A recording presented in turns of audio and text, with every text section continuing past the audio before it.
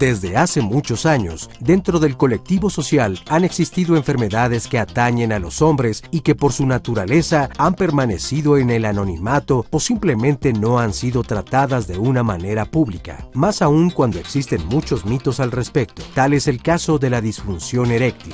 La disfunción eréctil es más común de lo que parece y no es solo un problema de las personas mayores, también puede llegar a afectar a hombres jóvenes. En ambos casos, muchas veces por pena no buscan ayuda. Padecer una disfunción eréctil es tremendamente complejo para los hombres, ya que acarrea sentimientos negativos que van desde la frustración, la rabia o la vergüenza. Sin embargo, deben saber que la gran mayoría de hombres con problemas de erección pueden recibir diferentes tratamientos. Si quieres informarte al respecto, no te pierdas este programa. ¿Cómo están? Bienvenidos a Diálogos en Confianza. El día de hoy tenemos este tema del cual nadie quiere hablar, nadie quiere que le pase, nadie quiere hablar, tiene que ser algo secreto. Cuando le pasa a alguien le da pena compartir con sus amigos, con su familia, con la pareja, y dice la pareja ya no va a creer en mí, etcétera. Es un tema que hay que traer a la mesa para platicarlo y que vamos a ver que existen muchas respuestas. Vamos a hablar de disfunción eréctil. Quiero dar la bienvenida, que está con nosotros la doctora Citlali López. Bienvenida, Citlali. Va a estar recibiendo todos nuestros comentarios. Qué bueno que estás aquí. Muchas gracias, Pepe. Muy contenta de estar aquí el día de hoy y pues recordarles que nos pueden seguir a través de nuestra página de internet, comunicarse a los números que están en pantalla y obviamente a consultarnos a través de hoy ya nuestra transmisión en YouTube y también con el contenido que evidentemente en Diálogos en Confianza mejorará la calidad de vida de las personas en Spotify con más de 2,000 reproducciones. Exacto, eso está increíble, pero hoy ya estrenamos estando ya en vivo en YouTube, aparte que nos pueden seguir, ya saben, por Facebook y por Instagram. Y le quiero dar la bienvenida también a los intérpretes de lengua de señas mexicana, Luis Alberto Mujica, Itzel Caneda y Lía Vadillo, que están con nosotros como todos los lunes. Y bueno, antes de entrar de lleno al tema, vamos a ver un panorama general de la disfunción eréctil antes de que les presente a los especialistas que nos acompañan el día de hoy. La disfunción eréctil es un problema de la sexualidad masculina, como su nombre lo dice, el cual consiste en la incapacidad o la imposibilidad de tener una erección lo suficientemente adecuada o con la suficiente rigidez para lograr tener una penetración y por lo tanto tener una actividad sexual o un acto sexual adecuado y satisfactorio. Desde el punto de vista del panorama general, en el mundo se dice que son alrededor de 150 millones de hombres que padecen algún grado de disfunción eréctil. Eso quiere decir que pues la mayoría de ellos son hombres mayores de 40 años. En México andamos en unas estadísticas más o menos similares, alrededor de un 30-35% de los hombres presentan algún grado de disfunción eréctil. Hay algunos estudios publicados en nuestro país acerca de ello, en lo cual nos muestran desde los 18 años hasta los 40 o hasta los 50 años, que alrededor de entre el 19 y 35% de los hombres pueden llegar a presentar algún grado de disfunción eréctil. En el pene se encuentran varias estructuras fundamentales para pues, su funcionamiento habitual. Desde el punto de vista de la erección, aquí es muy importante recalcar que el pene tiene 3 cuerpos dentro del cilindro que es el pene. Estos 3 cuerpos es 2 cuerpos que se llaman cavernosos, que están constituidos por una gran cantidad de lagunas. Se llaman lagunas porque se llenan de sangre. Están estos 2 cuerpos cavernosos y está el cuerpo esponjoso, el cual está alrededor de la uretra, que es el conducto de salida de la vía urinaria y del líquido seminal. Y este cuerpo esponjoso en la punta se dilata y forma lo que es el glande o la cabeza del pene. Aquí es bien importante para el punto de vista de la disfunción eréctil retomar estos 2 cuerpos cavernosos, porque son los que se ponen rígidos al llenarse de sangre, esas lagunas que están en esos cuerpos. Por lo tanto, en la fisiología de la erección involucra un factor vascular muy importante, por esto que acabamos de explicar.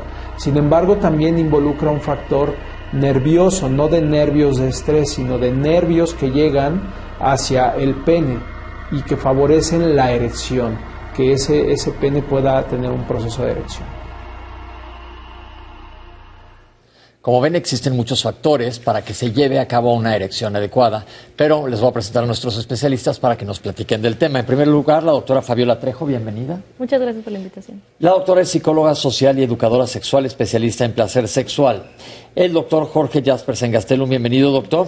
Muchas gracias por la invitación. Jefe del Servicio de Urología del Hospital General de México de la Secretaría de Salud. Y el doctor Mario Tellez Sánchez, bienvenido, Mario. Muchas gracias por la invitación. Gracias, muy contento. Cirujano urólogo del Hospital San Angelino Universidad y del Instituto Mexicano del Seguro Social.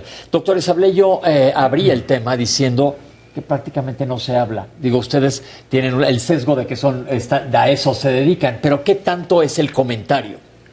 ¿Qué tanto se escucha o por qué está tan tabú el tema? Bueno, yo creo que hemos tenido un cambio muy importante en este proceso e ir quitando de manera progresiva, pero nunca suficiente, muchos prejuicios.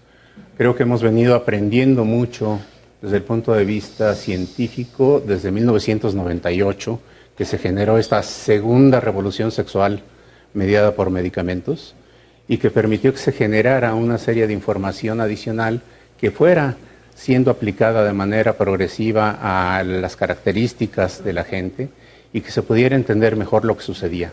Pero con esta información y todo ese proceso que fue pues muy mediático, permitió que más gente entendiera que no es necesario sufrir en silencio algo que le genera conflicto en su calidad de vida, que le genera conflicto en su propia imagen, en su propia estima, y que por supuesto le genera serios problemas también en su relación de pareja. Decía que hemos aprendido mucho, pero nunca suficiente, porque sigue habiendo también en muchas de las ocasiones esa negación a considerar que algo serio está pasando. Y aquí vale la pena destacar que saber que existe un problema para lograr o mantener la erección de manera persistente, como bien se mencionó que es la definición de disfunción eréctil, puede ser un predictor de salud, algo que nos está alertando de que algo más en nuestra salud está sucediendo, como puede ser, por ejemplo, diabetes, hipertensión. Lo vamos a ver ahorita que veamos las causas, porque se comentó al principio que existen varios factores que se conjuntan para que exista la erección. Entre ellos un factor vascular y un factor nervioso muy importantes, de los cuales vamos a hablar más adelante. Pero, ¿a partir de qué edad se puede presentar la disfunción eréctil? Bien, un factor a veces que nos ha abierto mayor información es que ahora no solo la disfunción eréctil ya está caracterizada a un rubro principalmente de gente mayor, sino cada día, hoy día más, se observa que hay disfunción eréctil en pacientes jóvenes. Eso ha abierto, como bien lo mencionó el doctor Jaspersen, una apertura de información y de preocupación no solamente para la gente mayor, sino para los jóvenes, ¿no? Se puede presentar, que ampliamente a lo mejor ahorita nos van a hablar de psicológicamente en los pacientes jóvenes desde los 20 años, inclusive al inicio de su primer encuentro sexual, el fracaso, y que eso conlleva a sucesos posteriores. Y obviamente, pues los pacientes, como bien lo mencionaron, que ya tienen antecedentes de una enfermedad crónico-degenerativa, subyace más ese problema, pero en realidad ya el problema ya se puede hablar que se tienen pacientes jóvenes. Pacientes jóvenes, que esto normalmente no se considera. Tenemos esta cápsula sobre los factores de riesgo, vamos a verla. La disfunción eréctil tiene diferentes causas y diferentes factores de riesgo que van a involucrarnos. Desde el punto de vista general, las causas son causas vasculares, alguna enfermedad que afecte a los vasos sanguíneos, que son vasos muy pequeñitos que se encuentran dentro del pene y que comentábamos que van a favorecer el llenado de estas lagunas. Entonces los factores o las causas vasculares van a ser la diabetes, la hipertensión, la hipercolesterolemia, la hipertrigliceridemia, es decir, la elevación del azúcar, la presión y las grasas en la sangre. Son factores que afectan el factor vascular. Por otro lado, existen factores nerviosos o del sistema nervioso. Esos factores lo que van a ocasionar es que los estímulos que deben de llegar hasta el pene no lleguen de una forma adecuada. Entonces, enfermedades que nos afecten como demencia, Alzheimer, algunas enfermedades de la sustancia blanca del sistema nervioso, incluso la misma diabetes puede tener una afección sobre el componente nervioso, van a darnos una alteración en ese factor. Sin embargo, también hay algunas otras causas. Puede haber causas hormonales que van a haber una elevación o una disminución de ciertas hormonas, como una disminución de la testosterona, que es algo muy común que se puede presentar con la edad y que de hecho es uno de los factores que lo podemos decir factor de riesgo, la edad. A mayor edad, mayor probabilidad de una disfunción eréctil, y mucho tiene que ver también la disminución de la testosterona. Pero hay algunas otras hormonas como la elevación de prolactina, alteraciones en las hormonas tiroideas, que también nos pueden llegar a dar un problema de erección. Y un factor bien importante que no debemos de olvidar es el factor psicógeno, es decir, muchas veces como hombres tenemos la necesidad de tener un mejor desempeño, y al no tener ese mejor desempeño, nosotros mismos nos estamos poniendo mayor presión o estrés para poder realizar el acto sexual, y por lo tanto nosotros mismos nos vamos a bloquear.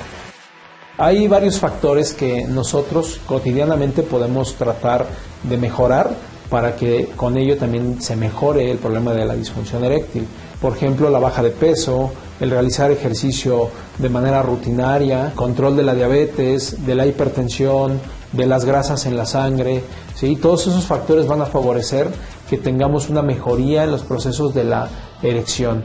De hecho, hay algunos artículos publicados que nos dicen que precisamente si se tienen estos cambios, se mejora la disfunción eréctil en los hombres. Doctores, estamos viendo que hay una gran cantidad de factores que influyen en esto y decimos que se pueden presentar desde gente joven, pero dependiendo obviamente de la edad vienen los factores asociados. Ahora, ¿cuántas veces o qué tan frecuente tiene que ser para decir tiene este problema? Porque sucederá que alguien en alguna ocasión puede que no funcione adecuadamente, no tenga una erección adecuada. ¿Cuándo podemos decir o cuándo le podemos decir a la gente que acuda al médico? Es necesario siempre que, más que nada de fijarnos un número específico de cuántas veces ha sucedido, que inicialmente se haga una valoración médica. Si alguien ya se siente incómodo, si ya no le está satisfaciendo su funcionamiento sexual, inicialmente que vaya a una valoración médica. Además, en la valoración médica y en la valoración psicológica se va a hacer algunas preguntas que nos van a ayudar a determinar la temporalidad y la globalidad. Si esto ha sido siempre que se ha intentado un encuentro sexual, siempre que se ha intentado, y no solamente en un encuentro sexual, quizá durante aspectos como la masturbación, otras prácticas sexuales, si se ha presentado siempre o es algo reciente, o si se ha presentado en todas las situaciones. Entonces esto nos va a ayudar a poder determinar. Es muy importante que sí busquen apoyo, y tiene mucho que ver con lo que decías de los tabús culturales, de los tabús sociales en torno a este tema.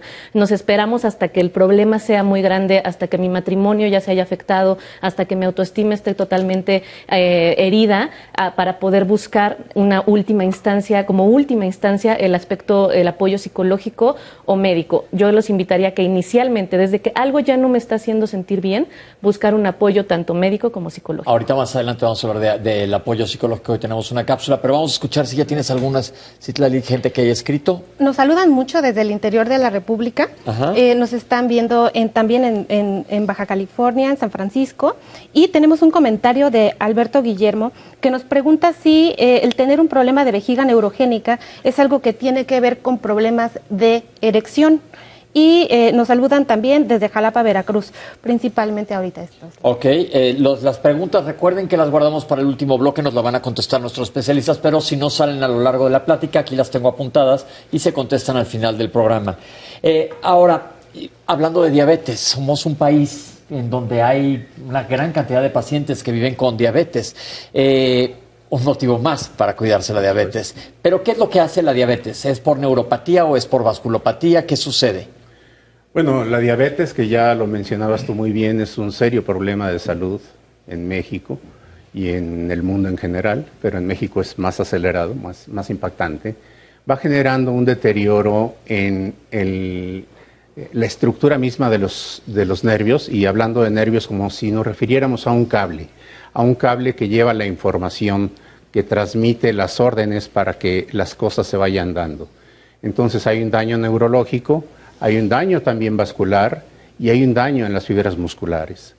Esta combinación hace que no sea posible el que se pueda incrementar la cantidad de sangre que llega a esos cilindros llamados cuerpos cavernosos, que tiene que aumentar de 5 a 7 veces lo que normalmente llegaría para poder hacer ese llenado que mantenga la rigidez y que permita tener un acto sexual satisfactorio.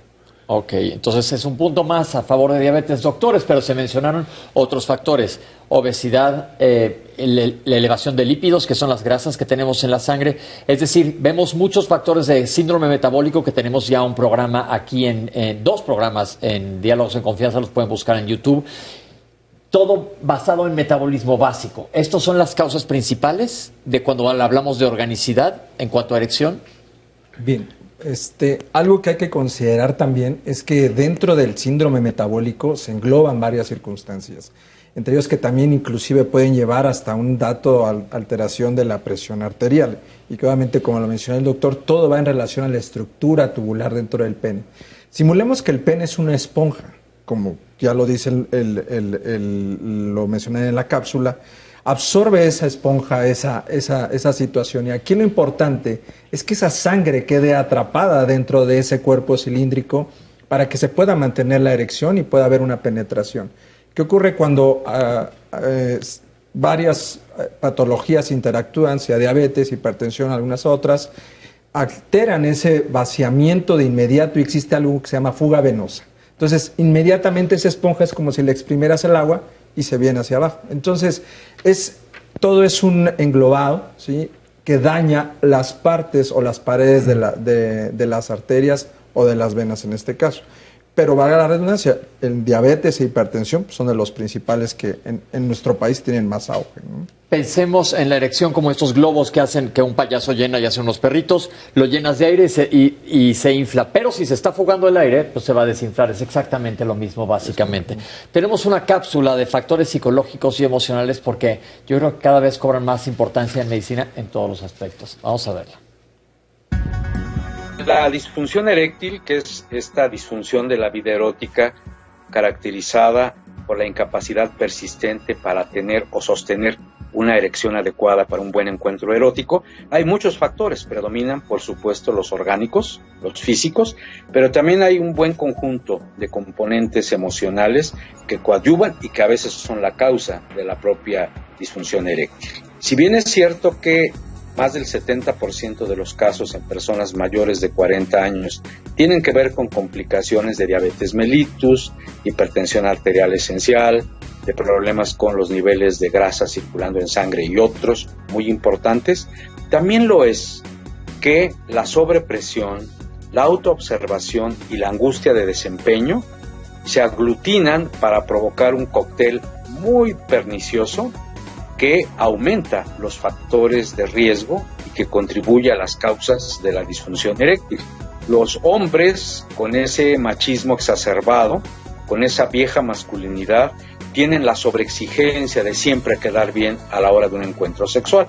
Y no hay más cosa que presione a un varón que quedar bien a partir de las dimensiones de su erección. Cuando hay esta angustia de desempeño, cuando hay esta autoobservación, centralmente, es decir, desde el cerebro, se bloquean los mecanismos de la erección. En apretado resumen, diríamos que el machismo, la ansiedad de desempeño, la autoobservación son elementos psicoafectivos que contribuyen mucho a la mayor parte de los casos de disfunción eréctil, aunque haya también componentes de tipo físico u orgánico. En términos muy generales, en personas mayores de 40 años se impone la causa, decimos los médicos, la etiología orgánica, pero en hombres jóvenes y aún muy jóvenes, aunque no haya ningún componente orgánico, la angustia, la ansiedad, el machismo, el deseo de quedar bien, es lo que origina la disfunción eréctil. Hay dos maneras de abordar la gran ansiedad, la angustia de desempeño en los hombres jóvenes que tienen ya técnicamente, por definición, disfunción eréctil. Uno es el proceso psicoterapéutico. La psicoterapia, particularmente cuando es apoyada por un hombre o una mujer que además de psicoterapeutas sean sexólogos, lo que hace es atemperar la ansiedad. Hay métodos, hay técnicas, hay formas de abordaje que le permiten a estos hombres, a veces muy jóvenes, tranquilizarse, para decirlo de manera muy sencilla. Y el otro método tiene que ver con ir construyendo la propia experiencia. No se nace sabiendo. Es justamente el favorecer un entrenamiento de tranquilización en su vida erótica. No todo es penetración. Muchos hombres carecen de las destrezas para acariciar, para besar, para hablar. para entregarse de una manera más plena dentro de los cuerpos. Su afán es luego penetrar, como digo yo, a lo que te truje, Chenta, el chimpuncuas, en vez de desplegar su arte erótico de una manera mucho más comprometida y desde luego mucho más calmada. Estos hombres van agarrando ritmo. Con una buena asesoría de una o un especialista se van a ir tranquilizando y ese factor ansiógeno que le llamamos se va eliminando paulatinamente.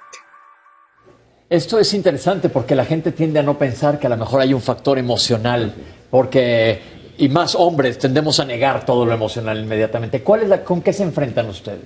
Es muy importante recordar ahorita que estábamos abordando todo lo orgánico, que nosotros somos seres biopsicosocioculturales. Todos estos mecanismos, todas estas dimensiones del ser humano se están moviendo siempre que estamos respirando, viviendo, compartiendo con otras personas. Entonces, no solamente va a ser un factor orgánico, también va a estar mezclado con cómo me siento conmigo mismo, cómo he construido mi identidad. Ahorita que tenemos la gran epidemia de ansiedad, de depresión, de estrés, estos factores sobre todo van a estar presentes cuando se están mostrando algunos síntomas que tengan que ver con la disfunción eréctil. Entonces sí, primero tenemos también que identificar cómo me siento, cómo me estoy viviendo. Para los hombres particularmente, culturalmente se les ha construido centrados en su sexualidad. Yo no tengo ningún problema, yo lo sé todo. Yo soy un sujeto de placer, yo soy un sujeto de deseo, yo estoy bien y yo soy el que debe de saber. Y justo como estaba diciendo el doctor Barrios, esta parte del machismo que marca la identidad de los hombres tiene que ver con, necesitamos revisarla para ayudar a estos hombres a identificar que ellos no solo son seres sexuales, que su cuerpo, que su placer no es lo único que los define, que hay muchas otras cosas más que los define y que se vale estar triste y se vale estar ansioso y se vale buscar apoyo, porque esa va a ser la primera barrera con la que nos vamos a topar. No voy a buscar apoyo, no voy a hablar con mi pareja inicialmente, simplemente se vuelve como el elefante en la habitación, el secreto a voces y empieza a crecer y a estorbar cada vez más. Y esto se va a mezclar con la cuestión social interpersonal. Mi relación de pareja o la posibilidad de tener una relación de pareja se va a ver afectada. Ya no me voy a abrir tanto para poder conectar con la otra persona, que eso es bien importante. El encuentro sexual tiene que ver con la conexión con el otro, no nada más con la penetración, no nada más con el estar dentro de alguien más. Para poder abordar psicoemocionalmente la disfunción eréctil tenemos que recordarles a los hombres que hay que regresar a sí mismos, que hay que entrar a ellos mismos antes de entrar a alguien más e identificar estos aspectos emocionales de ansiedad, estos aspectos identitarios, estos aspectos de depresión y que está bien pedir ayuda. ¿Qué tanto en nuestro país estamos abiertos a escuchar esto? Aquí estamos en un foro, estamos abiertos, pero allá afuera, en la calle, ¿qué tanto? ¿Cómo lo ven ustedes cuando un paciente llega a consulta? Antes de descartar causas orgánicas, ustedes tienen tablas para saber más o menos por dónde van a partir de una historia clínica y una exploración física. A la hora que el paciente se enfrenta al psicólogo, ¿qué le podemos decir al televidente que nos está viendo ahorita o a la esposa del señor que tienen un elefante blanco, como acabas de comentar en casa? ¿Cómo se acercan a pedir ayuda? ¿Quién es el primer contacto? ¿El urólogo? ¿O cómo funciona? Generalmente, el poder tener la aceptación de que algo serio está sucediendo, algo que me está impactando, es el inicio de que todo pueda tener solución. Podrá acudir con el urólogo para ser evaluado desde el punto de vista orgánico, podrá acudir a terapia, también para tener una evaluación psicosexual completa. Lo ideal es que se puedan integrar los dos aspectos porque no hay una división, nadie es puramente orgánico, nadie es puramente psicogénico, sino poder tener la evaluación porque de ahí van a surgir precisamente las alternativas de tratamiento y con ello también ese proceso de reeducación. Los varones habitualmente consideramos o ligamos que el ser exitosos, entre comillas, sexualmente, es nuestra imagen viril. Y posiblemente tardemos mucho tiempo en entender que también se vale no tener buena erección o que se pierda porque tuvimos un día difícil en el trabajo, porque no nos sentimos bien, ahora al que le duele la cabeza es a mí, tener una situación de temor, de vergüenza, de ansiedad, de depresión, y que cuando nos llega a suceder, entonces empieza esa autoobservación que bien se comentaba en la cápsula y empieza una ansiedad creciente ante la posibilidad de tener un acto sexual. ¿Qué pasa? Sí. Perdón, bueno.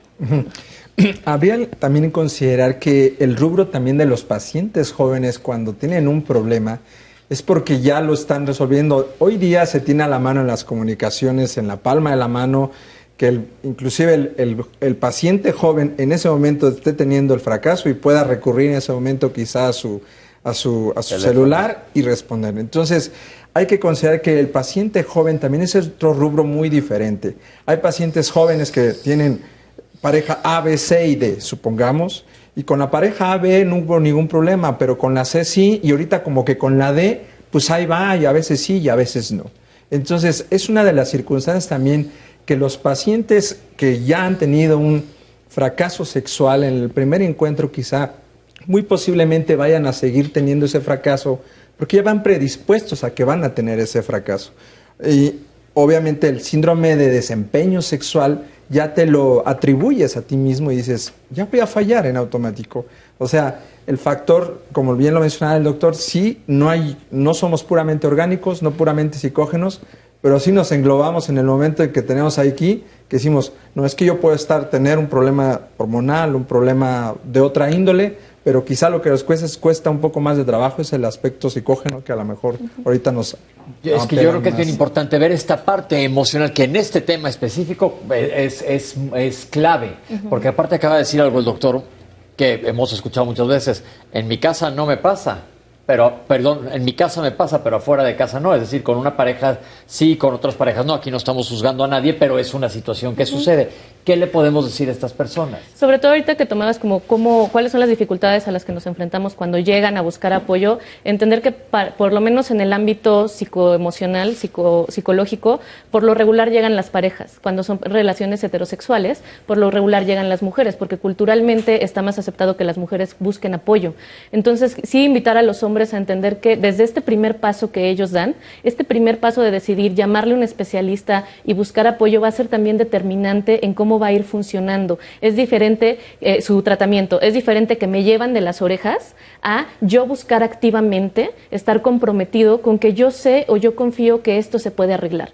No ser fatalista, porque justamente a mí me llama la atención, es muy usual culturalmente nombrarle como un fracaso en el encuentro sexual cuando una erección no se da, o cuando no hay deseo sexual, o cuando no hay eyaculación, pero todo esto tiene que ver con que culturalmente existe un coitocentrismo. El encuentro sexual existe, es válido solamente cuando hubo una erección, esa erección llevó a la penetración y esa penetración llevó a la eyaculación. Solamente, culturalmente es lo único que entendemos como encuentro sexual y también lo decían en una de las cápsulas, satisfactorio. Entonces, si no hubo todo esto, este encuentro ya no fue satisfactorio. Ya tengo mi tachecito de que fue fracaso y por supuesto, como decía el doctor, para la siguiente voy a sentir que ya voy a traer esta sombra que estoy cargando detrás de mí y que no me va a dejar conectar con la otra persona o conmigo mismo y voy a decir, me va a volver a pasar y esto empieza a generar ansiedad a la ejecución.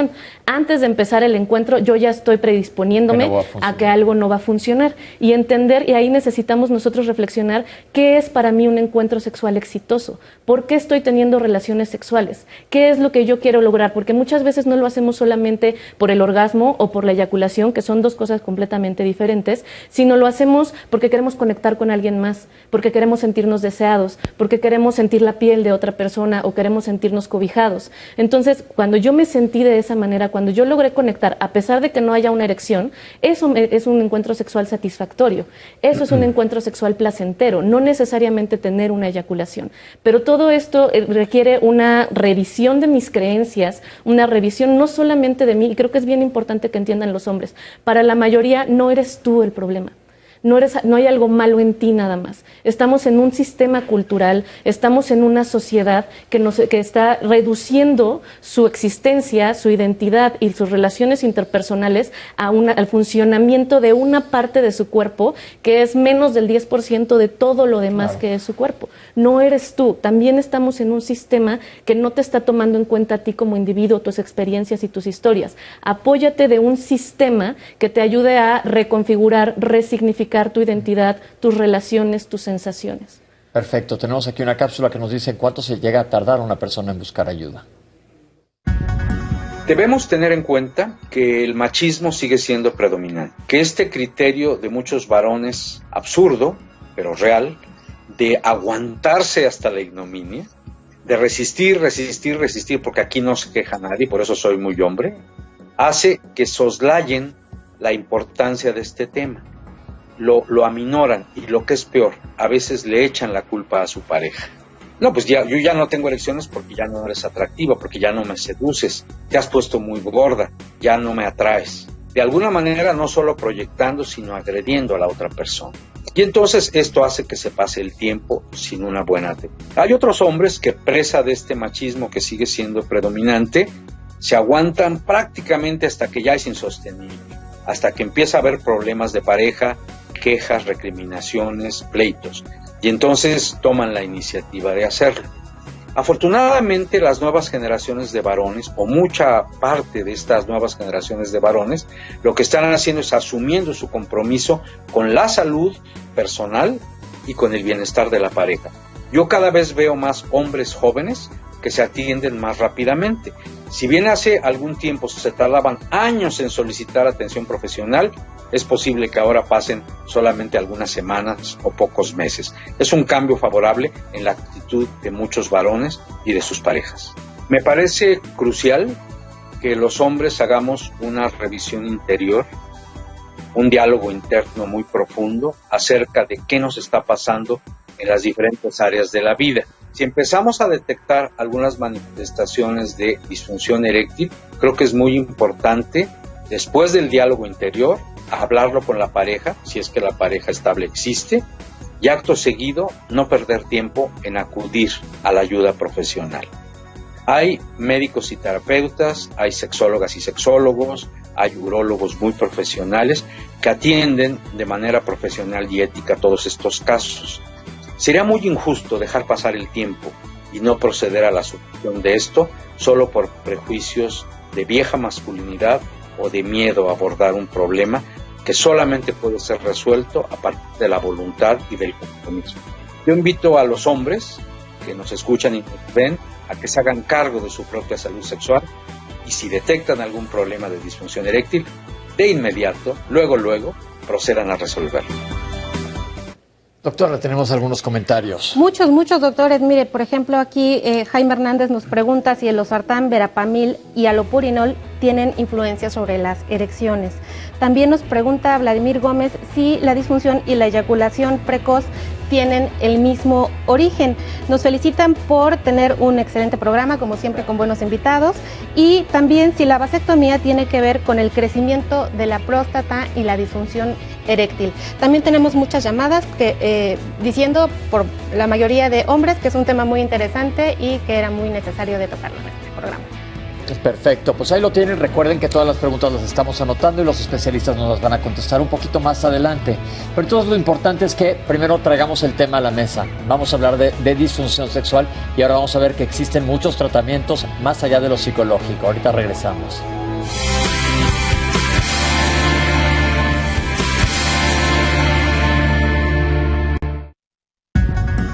La presencia de una pareja en la disfunción eréctil tiene muchos elementos, algunos, la mayoría positivos y otros que no lo son o no lo son tanto. Independientemente si este hombre aquejado por disfunción eréctil es heterosexual, homosexual o bisexual, insisto, la presencia de la pareja es crucial. Decía yo que en la mayor parte de los casos yo lo que observo es la ayuda, el apoyo, la solidaridad y la empatía de la pareja, incluso impulsando a este varón a que vaya en búsqueda de ayuda profesional. Esta es la mayoría de los casos. Pero también hay aquellas circunstancias en las cuales hay una actitud retaliativa y hostil. Imaginemos una escena de una pareja sexual en la que, lejos de solidarizarse, una mujer le dice a un varón: oye, pues, ¿qué te pasa? Ya ni eres suficiente hombre, ya no se te para como antes. Y esto, lejos de ayudar, ayuda, comillas, a que se hunda más emocionalmente esta persona. Sin embargo, insisto, esta es la visión minoritaria.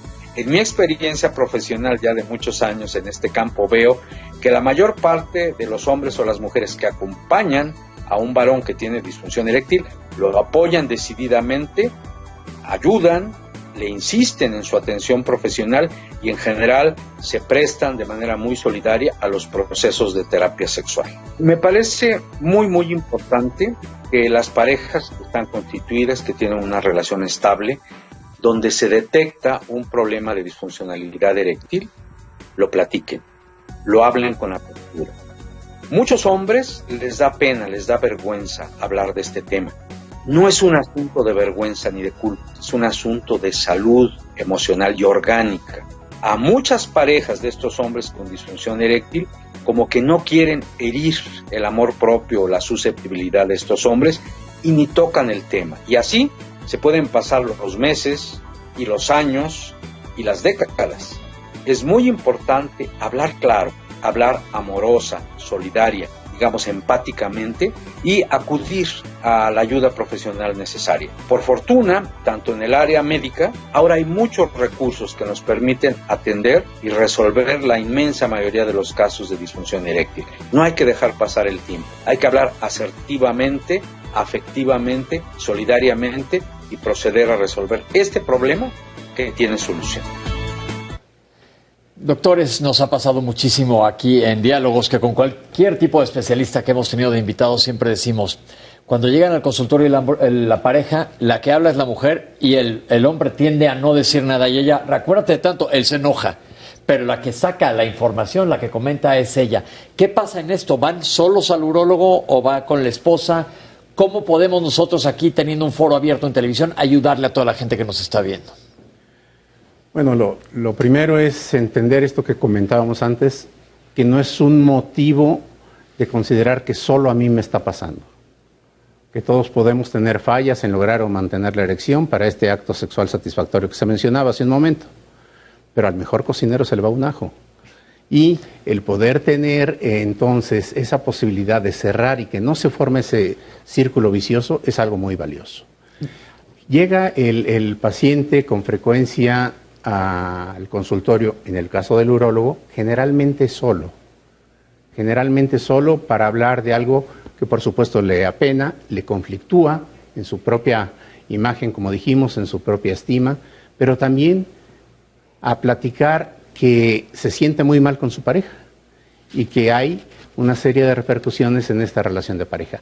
En otras ocasiones, las menos, al menos en mi experiencia, en mi práctica, va también la pareja. Y generalmente cuando lo hace va en una condición de apoyo, de búsqueda de solución, y qué bueno que esto es así, porque al final es un asunto de dos. De dos, claro. Es un asunto de dos donde la solución también es de dos, y no centrarnos solo en la erección, sino en todo lo que rodea la erección. Que es lo que comentaba. Y eso es, pues por supuesto, lo que rodea al varón, lo que rodea a la pareja, lo que rodea al entorno, lo que rodea a esos seres humanos que han pasado de tener una sexualidad con fines reproductivos a tener una condición de comunicación superior donde se transmite algo que no se transmite de manera habitual, posiblemente sentimientos, emociones, afectos. La vulnerabilidad. Así es. Que es, yo creo que es algo importantísimo de lo que hay que hablar, porque no se habla. Otro fenómeno que también ocurre en nuestra práctica como urólogos es que el paciente, por el temor o no hay esa empatía, te empieza a hablar de que trae un problema de infección de vías urinarias, por ejemplo. Y ya después tú ahondas en eso y ya al final te dicen, bueno, pero además tengo otro problema. Aquí la recomendación es afrontar y tener la confianza con el especialista que tienes enfrente y exponerle, porque como ya lo comentaron, es un problema que no solamente me pasa a mí, porque a lo mejor en una plática de amigos tuvimos y que alguien presume que hay más o que tiene mejor desempeño de más y yo soy el único que me pasa. Pero no es así. Recordemos que este fenómeno ocurre. Y cuando va con la pareja, debe ser una relación con conducto cognitiva de ambos. O sea, de transmitir, de transmitir los dos, yo estoy ante un problema, pero también que intervenga la pareja así, porque yo he sentido que solo... O también expresa, solo bajo estas circunstancias yo veo qué le pasa. O solo cuando tuvo algún problema en el trabajo yo veo qué le pasa. Y entonces el otro interactúa, que a veces se ocurre en su defensa, pero es porque me pasó esto, o es porque pasó aquello, o es... No, es alinearse y obviamente yo siempre cuando se descarta un problema orgánico, sí apoyarse el especialista en este caso, en una psicoterapia sexual que a veces puede ser de pareja, o individual, o conjunta. Entonces... sí también que cuando se llegue con el especialista, decirlo abiertamente. A la persona que tienes enfrente es un es un profesional de la salud que tiene conocimiento y sabe cómo lo va a abordar. Pero una parte bien importante es qué le podemos decir a la gente que le pasa, qué hacer cuando está en su casa y le pasa porque se siente mal él y se siente mal la pareja. ¿Qué es la recomendación? Conectando un poco con lo que decían los doctores, es importante reconocer que la socialización de género, particularmente para los hombres, dicta el no expresarse, sobre todo emocionalmente, verbalmente. Sí. Para muchos hombres, la comunicación afectiva se lleva a través del erotismo, a través del contacto con los cuerpos. No te digo te amo, no te digo te necesito, no te digo te deseo, te lo demuestro con el cuerpo buscándote. Y cuando ya hay algunos síntomas de disfunción, entonces en ese momento nos bloqueamos tanto emocionalmente como físicamente, porque es el único canal que me enseñaron a mí a través del cual demostrarme. Entonces entender que va a ser difícil, y está bien si es difícil para ellos llegar a la consulta urológica. Pero en ese momento. En el momento con la relación de la sexual pareja. Que no funciona, ¿qué se le recomienda al que no le funciona y a la pareja? En ese momento, si estamos hablando del acto, del momento del encuentro sexual, en ese momento se requiere empatía y no es el momento para hablar. El encuentro sexual muchas veces es, te tengo que explicar, te tengo que justificar por qué me está pasando, no me está pasando, si eres tú, no eres tú. A ver, en ese momento no pasa nada, en ese momento toca, y es uno de los aspectos importantes, entender que no estás solo en esto porque estás con tu pareja. Y con tu pareja en ese momento se requiere empatía. La pareja requiere escuchar. La pareja requiere, en este momento nos toca acompañarnos. Después, cuando ya pasó la tensión, cuando ya pasó la ansiedad, ese momento incómodo, toca explorar cómo te sientes. No qué pasó, por qué no, por qué antes sí, por qué no empezar un interrogatorio, no empezar un cuestionamiento y para ellos no empezar un aspecto de una cuestión de estarme justificando y tratar de estar buscando siempre una razón para. Y en esta socialización de género a los hombres los educan mucho para tener que buscar problema-solución, problema-solución. En este momento no nos tenemos que enfocar ni en el problema ni en la solución. ¿Cómo me estoy sintiendo yo? ¿Esto qué está implicando? Incluso al hombre también le toca preguntarle a su pareja, ¿cómo te sientes tú con esto? Abrir los canales de comunicación es empezar a hablar de nuestras emociones, de nuestras experiencias, de qué se te está significando esto para mí, porque muchas veces para la pareja esto quiere decir no me deseas ya no quieres estar conmigo, ya no soy importante para ti, y más allá de si funcionó o no funcionó la erección, implica validarse como pareja, estamos bien y nos vamos a acompañar en cualquier aspecto que esto vaya a desencadenar. Cuando llegamos a la consulta tanto médica como psicológica, también permitirnos, si no nos va a salir la pregunta inicialmente, escuchar a los médicos, escuchar a los especialistas, porque nosotros estamos preparados para hacer una historia clínica y te lo vamos a preguntar. Así te dé mucho miedo hablarlo en el momento con que tú llegues al espacio, nosotros vamos a construir ese espacio para que tú puedas hablar de eso. Perfecto. Citlali, ¿tienes más comentarios? Tenemos muchos, sobre todo relacionados con cirugías de próstata. Nos preguntan mucho si las cirugías de próstata tienen que ver con la disfunción eréctil y otra muy interesante es en el adulto mayor, si hay algunas recomendaciones para aumentar la calidad y la cantidad del semen. Y también nos preguntan sobre la disfunción eréctil asociada a parotiditis. Entonces, estas son las principales, nos felicitan por el buen programa y nos invitan a tener un tratamiento psicológico e integral. El comentario de Laura Elena Hinojosa nos recomienda que pues esto es parte de lo que ha hecho en la vida. Y pues la mayoría de los comentarios es de caballeros. Perfecto. Ahorita vamos a contestarlos, pero vamos a seguir. Vamos a empezar a ver ya cápsulas de tratamiento médico. Vamos a hablar de medicamentos orales e inyectables. Desde el punto de vista de tratamiento médico para la disfunción eréctil, tenemos tratamientos vía oral y tratamientos que se pueden aplicar directamente en el pene. Los tratamientos vía oral, existen una diversidad de sustancias en el mercado que se pueden utilizar. La realidad es que cualquiera de todas estas sustancias tiene un efecto más o menos similar. Lo que puede modificarse un poco es el efecto de manera individual entre cada persona. Es decir, hay algunos hombres que pueden tener un mejor efecto con un medicamento que con otro. El efecto de estos medicamentos lo que va a buscar es tratar de dilatar y que esas lagunas que se encuentran en los cuerpos cavernosos se llenen de sangre y por lo tanto se mantenga una erección por un tiempo un poco más prolongado. Lo que sí puede modificarse o diferir entre los medicamentos es el tiempo de acción. Es decir, hay medicamentos que pueden tener un tiempo de acción de 8 horas, otros de 12 horas, de 24 horas e incluso hay un medicamento que puede tener un efecto hasta de 36 horas. Eso quiere decir que se lo puede tomar el paciente y puede tener actividad sexual no tras 36 horas seguidas, sino que tiene que haber siempre un estímulo sexual para que pueda tener una erección secundaria. Evidentemente, cualquiera de los medicamentos pueden actuar de manera adecuada. Desde el punto de vista de los medicamentos que se aplican al pene, tenemos dos grupos.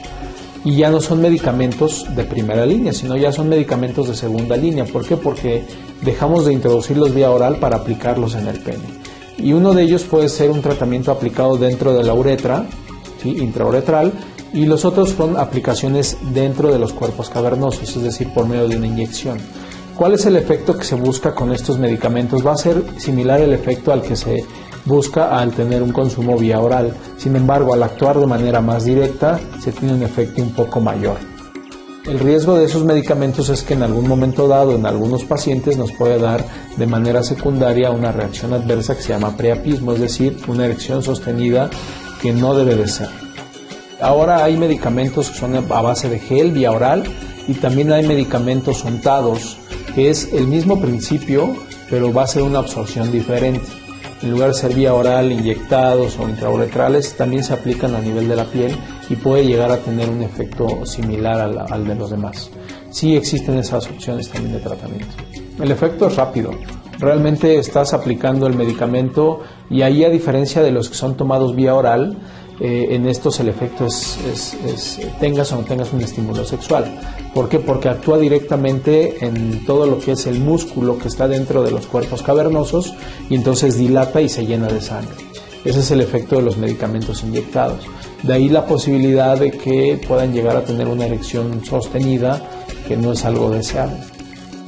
Los efectos adversos en general de estos medicamentos son, como son dilatadores del músculo liso, lo que te puede dar es un poco de hipotensión. Es muy común que les dé un escurrimiento nasal, enrojecimiento de la cara, porque es relaja el músculo. Esos son los efectos adversos más comunes realmente.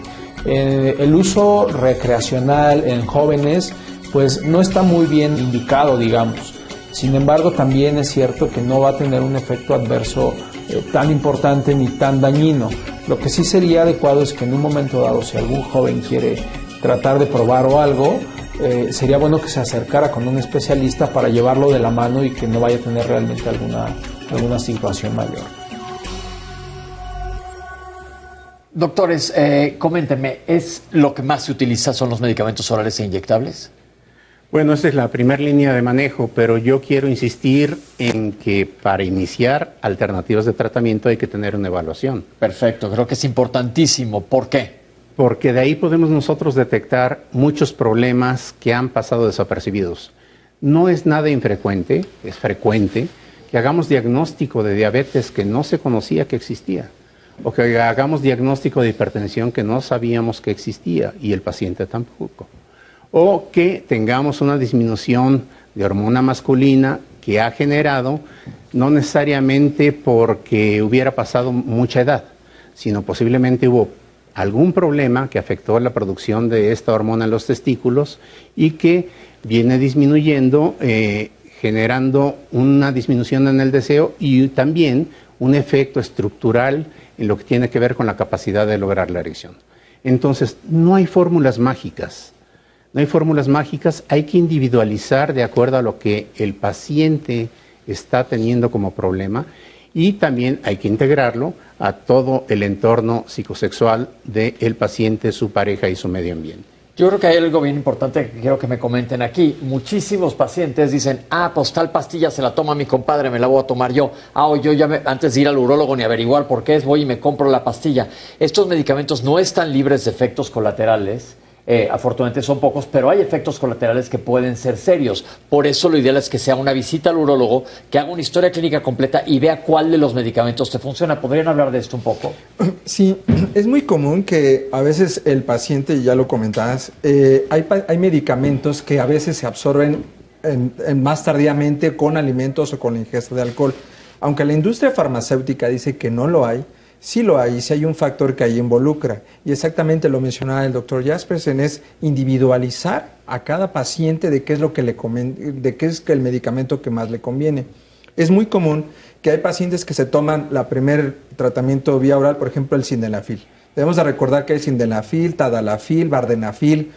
Entonces llega a la farmacia y es que todos me suenan a fil, entonces ¿cuál pido? Entonces ahí es donde interviene o debe ser el urólogo el que diga, este te conviene a ti por estas circunstancias, siempre y cuando ya se haya descartado todo lo anterior, tabaquismo, todo el problema. Y que no haya contraindicación para el tratamiento, porque también existen contraindicaciones. Pero aquí viene otra circunstancia, me tomo el tratamiento, voy a mi encuentro sexual, caray, a mí no me hizo, ¿sí? Y entonces, si a mí no me hizo, entonces que yo tengo otra cosa más grave. Entonces es ahondar otra vez en el mismo principio en el que se tuvo. A mí no me funciona esto, a mí no me funciona. Entonces, o peor aún, empieza a tomarse el medicamento, no tiene erección, pero sí ocurre que tiene los efectos secundarios por el estrés que está teniendo, que es dolor de cabeza, zumbido de oídos, ver como lucecitas, el dolor de la región pélvica o de la región lumbar que cada día se ve más. Entonces, o rubicundez o datos de sudoración. Entonces el paciente se angustia aún todavía más. Entonces sí es importante individualizar, primero estudiar al paciente hasta desde el punto de vista físico, explorar al paciente y después decir, este es el tratamiento que a ti te conviene. ¿Qué hay de efectos secundarios cardiovasculares con muchos de estos medicamentos? Bueno, mucho se habló hace 2 décadas cuando aparecieron estas alternativas de tratamiento de la seguridad de los medicamentos. En realidad, si hay una buena evaluación, si hay una buena indicación, la seguridad es muy alta. Pero por eso lo hago a propósito de la pregunta, porque lo que quiero es que vayan al urólogo para que se las indiquen. Porque si un paciente que es un cardiópata de cierto tipo de cardiopatía puede tener contraindicado el medicamento, y si se lo recomienda a su compadre... Así es, si hay un problema cardiovascular inestable, pues no es deseable iniciar con estos medicamentos. Si hay un grupo de medicamentos que se llaman nitratos que se utilizan habitualmente para angina de pecho, también es una contraindicación. Si hay una condición en la retina donde se va pigmentando, también es una contraindicación. Pero, insistir, la evaluación es la base para una adecuada búsqueda de solución, porque habrá algunas condiciones que podrán ser modificables en estilo de vida, por ejemplo, habrá otras que no necesariamente un medicamento de este tipo será la solución. Ya mencionábamos hace un momento la disminución de hormona masculina, de testosterona, donde reponer hormonalmente lo que está haciendo falta puede ser una alternativa de solución. O, por ejemplo, el paciente diabético, que es por sí misma la enfermedad que más casos de disfunción eréctil produce. Mientras exista un mal control de la glucosa, los medicamentos administrados por vía oral no van a funcionar de manera adecuada como funcionarían una vez que está bien controlado. Adicionalmente de que la diabetes por sí misma puede ir generando, en la medida en que se prolongue el descontrol de su glucosa, un daño en la estructura que puede ser no recuperable. Claro. Entonces, si no queremos tener problemas de disfunción eréctil y somos diabéticos, hay que estar bien controlados. Otro punto más para tener un control adecuado de diabetes. ¿Los medicamentos inyectados funcionan más o menos igual? Los medicamentos inyectados son una alternativa que utilizamos como segundo nivel de manejo. Paradójicamente, primero se estudiaron los inyectados y luego los orales, y después se utilizaron para hacer algunas pruebas diagnósticas que han venido cayendo en desuso, salvo algunas indicaciones muy específicas.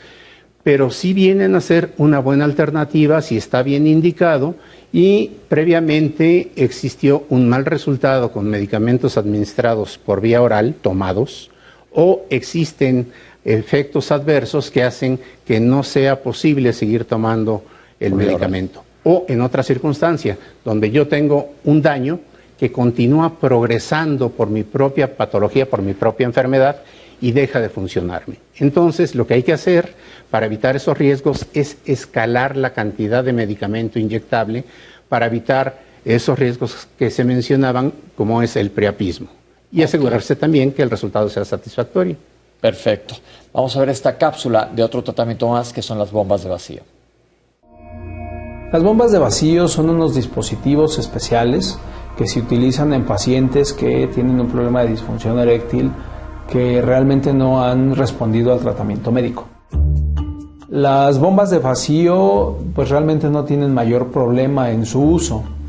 ¿Cuál sería el cómo se utiliza o cuál sería su manejo? A final del día lo que hace una bomba de vacío es hacer una presión negativa. Platicábamos que dentro de del pene están los cuerpos cavernosos y ahí están unas lagunas que se llenan de sangre. El objetivo de la bomba de vacío es crear esa presión negativa para atraer sangre hacia esas lagunas, llenarlas de sangre, mantener una erección y posterior a que se ha logrado esa erección con la presión negativa, se pone una liga en la base del pene para que con ello se mantenga la erección. Algo importante que tenemos que recordarle a los pacientes que utilizan una bomba de vacío es que por lo regular van a tener una erección fría y eso también lo tienen que platicar con su pareja porque puede llegar a ser algo incómodo en algunas situaciones. Algo bien importante también es recordarle a los pacientes que no deben de tener más de media hora esa liga porque prácticamente es como si hiciéramos un torniquete en el pene. Entonces nos puede llegar a dar un efecto mayor de falta de circulación dentro del pene. Sí es común que puedan presentarse alguna de estas situaciones de hematomas o alguna lesión en el pene precisamente por el tipo de efecto que es el que maneja, el tipo de mecanismo de acción que tiene la bomba de vacío, ¿no?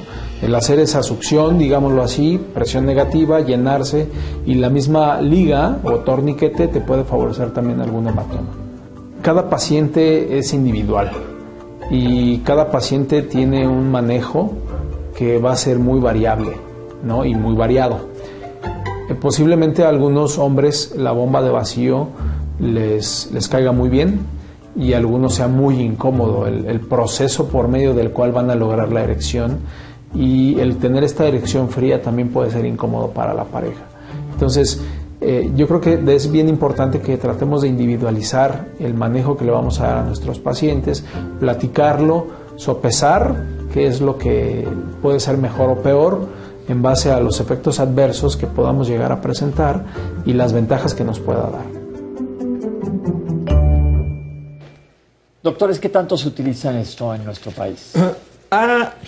Las bombas de vacío siempre es importante considerar que sí, a veces es un poquito ya que la gente la esté usando, pero también debo de considerar que debe de haber una comunicación de pareja muy estrecha, porque obviamente si usar una pastilla inyectable o a veces usar una inyección intrapeneana es complicado a lo mejor con la pareja, la pena o la situación incómoda, con una bomba de vacío se tiene que tener más porque es todo un preámbulo antes de tener la erección. Recordemos que hay bombas de vacíos que son electrónicas y hay unas que son manuales.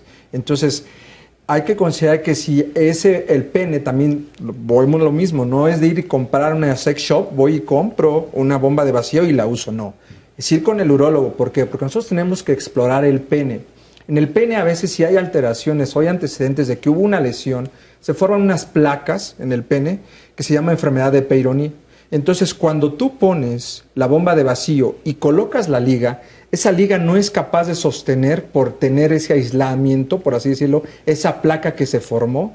Entonces, no permite y vuelve a pasar lo mismo. Entonces, otra vez, el paciente vuelve a decir, ni esto me funciona. Entonces, por eso tiene que estar individualizado, pero ¿se usan en nuestro país? Sí se usan. De hecho, están a libre venta en cualquier sex shop. Pero se tienen que colocar estas que se coloca el inflador en el escroto y demás. Se coloca el tubo. Ajá. Arriba tiene un dispositivo donde, como lo comentó, se va inflando y después, antes de salir, cae una liga, ¿sí? Y entonces mantiene. Básicamente es como amarrarme un dedo. Exactamente, correcto. Así es.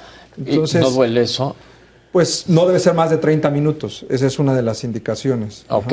Y hay que tener muy presente también que si en condiciones normales somos diferentes, en sexualidad somos únicos, porque somos producto de lo que aprendimos, del tiempo donde lo aprendimos, el medio ambiente, lo mismo de nuestra pareja, más lo que se construye juntos como pareja. Entonces habrá algunas parejas para los que el uso de esta alternativa sea grotesco. Y habrá quien lo vea como parte del juego erótico incluso.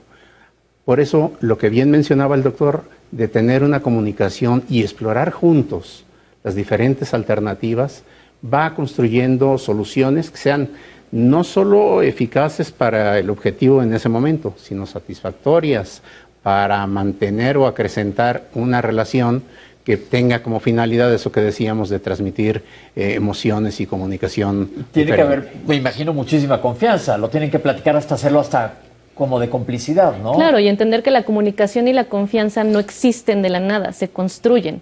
Y una de estas situaciones, como una disfunción eréctil, nos va a abrir la posibilidad de continuar construyendo comunicación y confianza con nuestras parejas.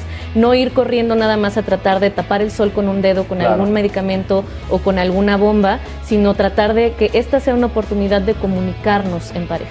Yo creo que esta parte es importantísimo y verlo como ya está el problema. Vamos con el especialista, que aparte va a ser algo multidisciplinario por lo que estoy viendo, para que se le ayude al paciente, a la pareja, a que esté mejor y tomarlo esto como un tratamiento de pareja dependiendo de lo que vaya diciendo el urólogo, para que no solo mejore el problema de la erección, sino que sea algo que ayude a toda la relación. No estamos hablando únicamente de un problema específico, sino que es un problema que engloba varios aspectos. Nosotros vamos a hacer un corte, pero vamos a regresar para ver, ¿existen tratamientos quirúrgicos y cómo son estos? No se vayan, estamos hablando de disfunción eréctil.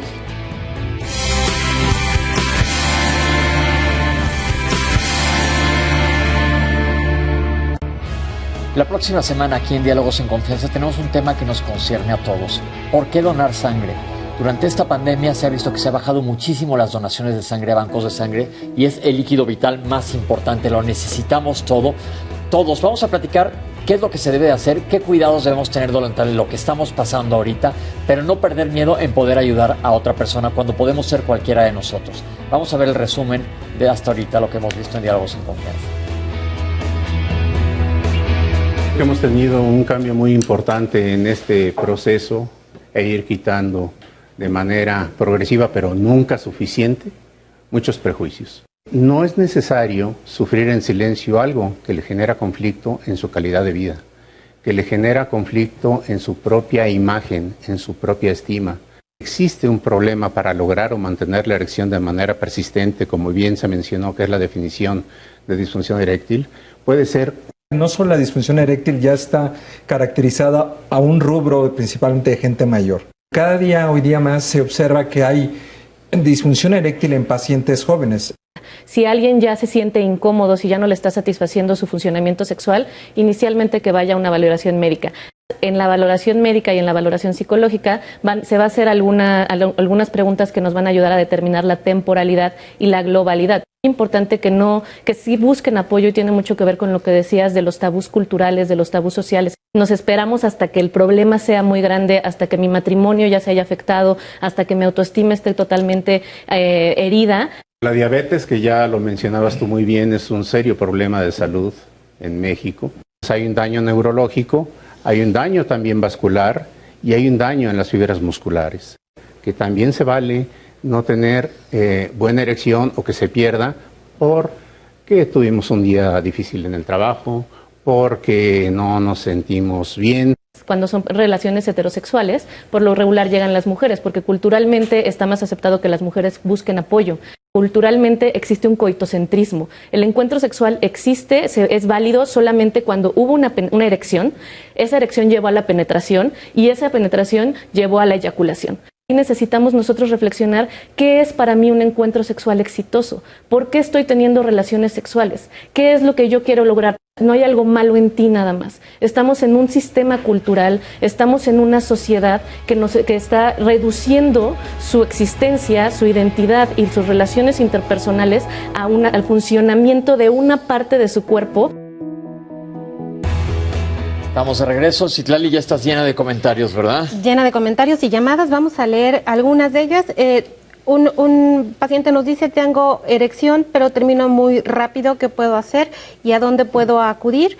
Otro nos pregunta más bien nos comparte que la disfunción eréctil se debe también a la pareja. En ciertas ocasiones la mujer no provoca ninguna sensación, así que las mujeres podrían ayudarnos en este sentido. También otra llamada anónima nos dice que al hombre le afecta en su desempeño sexual haber sufrido alguna violación durante la infancia. Y también nos preguntan que el esposo de una de nuestras televidentes pues tiene 60 años toma sildenafil desde hace 10 años y quiere saber si hay efectos secundarios. También en nuestras redes sociales nos preguntan que si es normal tener erecciones durante toda la noche y hasta qué edad se detienen las erecciones de manera natural. Y también muchos comentarios acerca de los suplementos alimenticios que tienen testosterona, que cuáles son los mejores, naturales que se recomienden.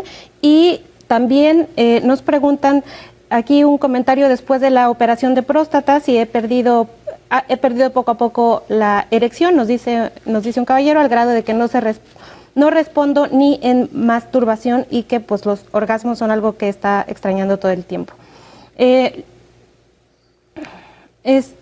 Pues básicamente estos son los más importantes, más saludos y felicitaciones por el programa del día de hoy, Pepe. Perfecto, perfecto. Doctores, estamos en la recta final, pero tenemos todavía una cápsula que ustedes nos van a comentar sobre cirugías. Uno de los métodos o herramientas que dejamos al final es precisamente un tratamiento quirúrgico. Tratamos de pasar por todos los demás tipos de manejo médico, medidas generales, bombas de vacío, etcétera, antes de llegar a un tratamiento quirúrgico. El tratamiento quirúrgico consiste en la colocación de una prótesis o un instrumento, ¿sí?, dentro de los cuerpos cavernosos. Tratar de suplir esta parte que es lo que tiene la rigidez en la erección en el pene, que son los cuerpos cavernosos. Primeramente, iniciar que la prótesis de pene, o sea, la mayor parte de las veces es un procedimiento que es invasivo, ¿sí?, que se tiene que hacer bajo un médico certificado, obviamente la mayor parte siempre cirujanos urólogos, y que se debe hacer en una sala quirúrgica. En general hay varios tipos de prótesis, pero para fines prácticos están las semirrígidas, ¿sí?, las de 2 elementos, le llaman, inducidos por una bomba, ¿sí?, y la de 3 elementos, que es muy similar a la de 2 elementos, sin embargo en esta se tiene un reservorio en el cual el paciente puede activar y desactivar en el momento que él desee el reservorio para que se lleve a cabo un llenado de los cilindros en los cuales van a estar dentro de los cuerpos cavernosos en el pene. Existen las que son semirrígidas. Normalmente en el cuerpo del pene existen unos cuerpos cavernosos, en los cuales dentro de los cuerpos cavernosos van involucrados estas prótesis, en las cuales van a tener un manejo, ¿sí?, en el caso de la semirrígida, por parte del paciente. En esta situación, lo que se proyectan dentro de cada cuerpo cavernoso, y el paciente tiene la capacidad para en cualquier momento disponer de flacidez o de una erección adecuada para que le permita penetrar, en este caso a su pareja. Después continuamos con la de 2 elementos, que es la misma temática, simplemente que el procedimiento de colocación en cada una de ellas varía, en tiempo, en técnica, ¿sí?, pero de alguna manera todas están involucradas en colocar estos cilindros dentro de los 2 cuerpos cavernosos que envuelven al pene, para que de cierta manera este dispositivo, en el cual está con un líquido, con agua, se pueda colocar dentro de lo que es en el escroto, ¿sí?, o en la cavidad escrotal donde están los testículos, y el paciente pueda activarlo y pueda haber una erección, y entonces tener tener relaciones por el tiempo que él considere, y en un momento dado, en este tipo de prototipo, vaciarlo con un ligero movimiento en el pene. Eso modifica la erección y que se tenga una flacidez. Para fines de lo que ahorita hoy en boga en el mercado tenemos la de 3 elementos. De igual manera, los 2 cilindros se introducen en lo que es en el cuerpo cavernoso, ¿sí?, y van a estar manipulados por una bomba, ¿sí?, que también está dentro del testículo, ¿sí?, y este reservorio que va a estar en la cavidad pélvica. Este reservorio es el que tiene el agua, en este caso la solución, que es muy importante al colocarlo no llevar aire, y que de cierta manera va a permitir que el paciente pueda activar la bomba en el momento que él quiera y darle la tumescencia o la dureza como él lo prefiera. Aquí tiene un dispositivo en el cual, al apretarlo, obviamente se vacía se vuelve a llenar el reservorio y obviamente hay salida de líquido que está dentro de los cilindros y el pene vuelve a tener flacidez. Doctores, ¿qué nos pueden decir sobre la cirugía? Se ve algo complicado, laborioso. Bueno, es una alternativa que consideramos siempre que se ha tenido que escalar el tratamiento ante la ineficacia de los que hemos mencionado antes o ante el incremento en la severidad de la lesión que generó la disfunción eréctil. Pero es una alternativa que permite tener una erección adecuada para mantener una actividad sexual que pueda ser satisfactoria para los dos. Pero otra vez, no hay que considerar que es mágico. Hay que tener esa comunicación para decir, bueno, ¿cómo me siento yo? ¿Cómo te sientes tú? Y hemos explorado realmente otras alternativas, no nos genera conflicto a ninguno de los dos. Desde el punto de vista técnico, la colocación de un implante de este tipo, o prótesis como se mencionó en la cápsula anterior, no es así una situación ni cruenta ni mucho menos. El paciente se puede ir a veces el mismo día o en otras ocasiones al día siguiente a su casa. No podrá utilizarla de inmediato, pero sí podrá tener un periodo de adaptación para que pueda acostumbrarse también a tener este tipo de implante colocado. Otra vez insistir, alternativas mágicas no existen, hay que ir escalando y hay que ir buscando la mejor solución para cada caso en particular. La colocación de implantes de pene es una excelente alternativa cuando otras alternativas han fracasado, cuando se ha explorado que no exista algún otro tipo de patologías que pueden corregirse por otra vía, por otro tipo de tratamiento, y cuando el paciente persiste en considerar que su disfunción eréctil está afectando seriamente su calidad de vida. Perfecto. Agregando un poco a lo que dice el doctor Jaspersen, hay que considerar que uno de los principales efectos de colocar una prótesis es el proceso de infección. ¿Sí? Por eso es que debe de ser sumamente colocada por un especialista. De hecho, los nuevos prototipos que hoy van envueltos o están bañados en un antibiótico para evitar este tipo de cosas. Y segundo, que cuando ya se escala, como bien lo dijo el doctor Jaspersen, a un prototipo de esta naturaleza, ya no hay un camino de regreso. ¿Por qué? Porque para colocar esos prototipos hay que destruir prácticamente todo el tejido cavernoso. La esponja, por así decirlo. Es como si imagínate meter una broca, entonces quitas todo, lo colocas el implante, igual del otro lado, entonces si se infecta o por alguna razón la indicación es quitarlo, los tienes que quitar y ya no hay tejido. Entonces, si él lo mencionaba, es una decisión que se debe tomar de pareja e individualizar a qué paciente sí. Porque si todavía puedes tener otras alternativas, es agotar las otras alternativas. Se agotan las demás antes de llegar a esto. ¿Y qué tanto se utiliza en nuestro país? ¿Es común? Sí es común.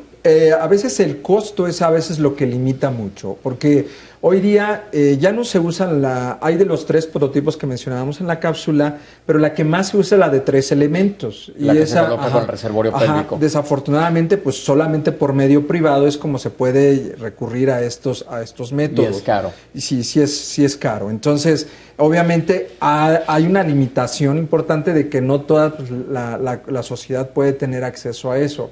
Pero si hay los recursos y se tiene que hacer en un hospital, obviamente que tenga la infraestructura, no se puede hacer, vuelvo a lo mismo, las condiciones de... Tiene que ser un quirófano. Sí, de entrada. Es una cirugía, punto. Y las condiciones de limpieza e higiene deben de ser extremadamente... Pero esto quiere decir que se puede hacer en un quirófano de un hospital. Sí, tiene que ser. Okay. Tiene que ser. El quirófano es una operación. Por un médico especialista. Exacto. Y que se dedique más que nada a este tipo de situaciones, porque es algo que llega a la gente cuando ya pasó por todo lo demás. Están diciendo que es el último recurso. ¿Qué tanto en plan pareja aceptan esto?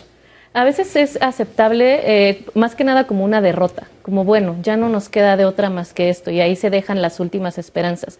Entonces hay que entender que incluso cuando se toma la decisión de hacer un procedimiento tan invasivo, debe de haber acompañamiento psicológico, porque para muchos el resultado que están esperando casi siempre es este resultado mágico, que si me voy a esto que es más extremo, esto seguramente me va a dar resultados. ¿Resultados de qué? Simplemente de tener una erección, porque hay muchas otras que estamos buscando detrás de este síntoma de la erección: conexión con la pareja, comunicación con la pareja, una alza en la autoestima, una mejora en la identidad. Entonces no es necesario llegar a ese punto para trabajar todas estas cosas por otro lado.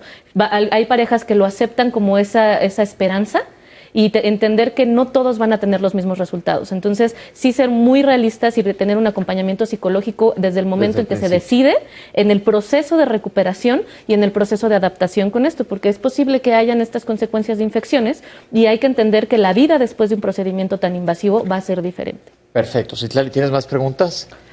Tenemos más saludos, más felicitaciones, y sí hay muchas preguntas, Pepe, pero todas encaminadas a lo mismo de cirugías y sobre todo en parotiditis y la relación. Vamos a empezar entonces a contestar, doctor. Les voy a pedir que nos contesten las preguntas que nos han mandado los pacientes, la gente que nos está viendo. ¿Tiene algo que ver con la vejiga neurogénica, la disfunción eréctil, doctores? Depende de la causa de la vejiga neurogénica, porque si tenemos nosotros una condición, por ejemplo, un golpe severo que afecta a nivel de la columna, y eso es el motivo de generar la vejiga neurogénica, pues tiene también una repercusión en la erección. Incluso estos pacientes pueden responder muy fácilmente de forma refleja, con tocamientos. Hay también algunos pacientes que pueden ser mejorados. Hay una buena cantidad de estudios que se corrieron aquí en México, precisamente para lesionados medulares, que podían responder de manera adecuada a medicamentos administrados por vía oral. Entonces, en conclusión, todo depende de cuál es la causa de la vejiga neurogénica, su relación o no con la disfunción eréctil. Perfecto. Solo me pasa con mi esposa, con otras no. ¿Por qué es esto? Muchas veces tiene que ver con, sobre todo cuando nos damos cuenta de, justamente con esta pregunta habla de la globalidad o de la situacionalidad. Cuando es específicamente en algunas situaciones puede tener que ver con más aspectos psicoafectivos. Entonces tiene que ver, es muy común que pase cuando la relación ya lleva mucho tiempo, que el deseo y que la excitación se vean afectados, porque constantemente se requiere novedad.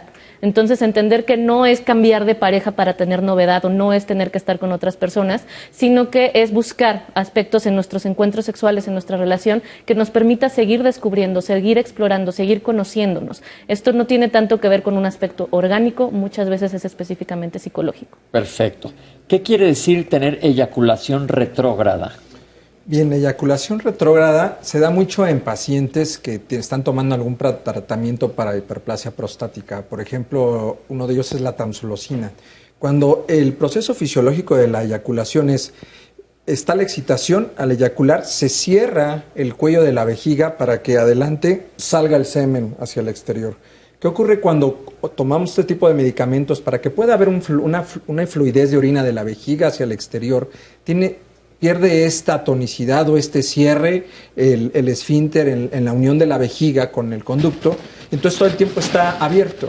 Entonces ya no hay esa presión de ejercer hacia afuera, sino el semen se va hacia atrás, hacia la vejiga, y después se micciona. Y pero no le pasa nada. No pasa nada. Y siente el orgasmo. El orgasmo es el mismo y es la misma sensación. Lo único es el miedo de ya no estoy saliendo, salió muy poquito, o para dónde está, o si se está quedando me va a hacer un daño. No.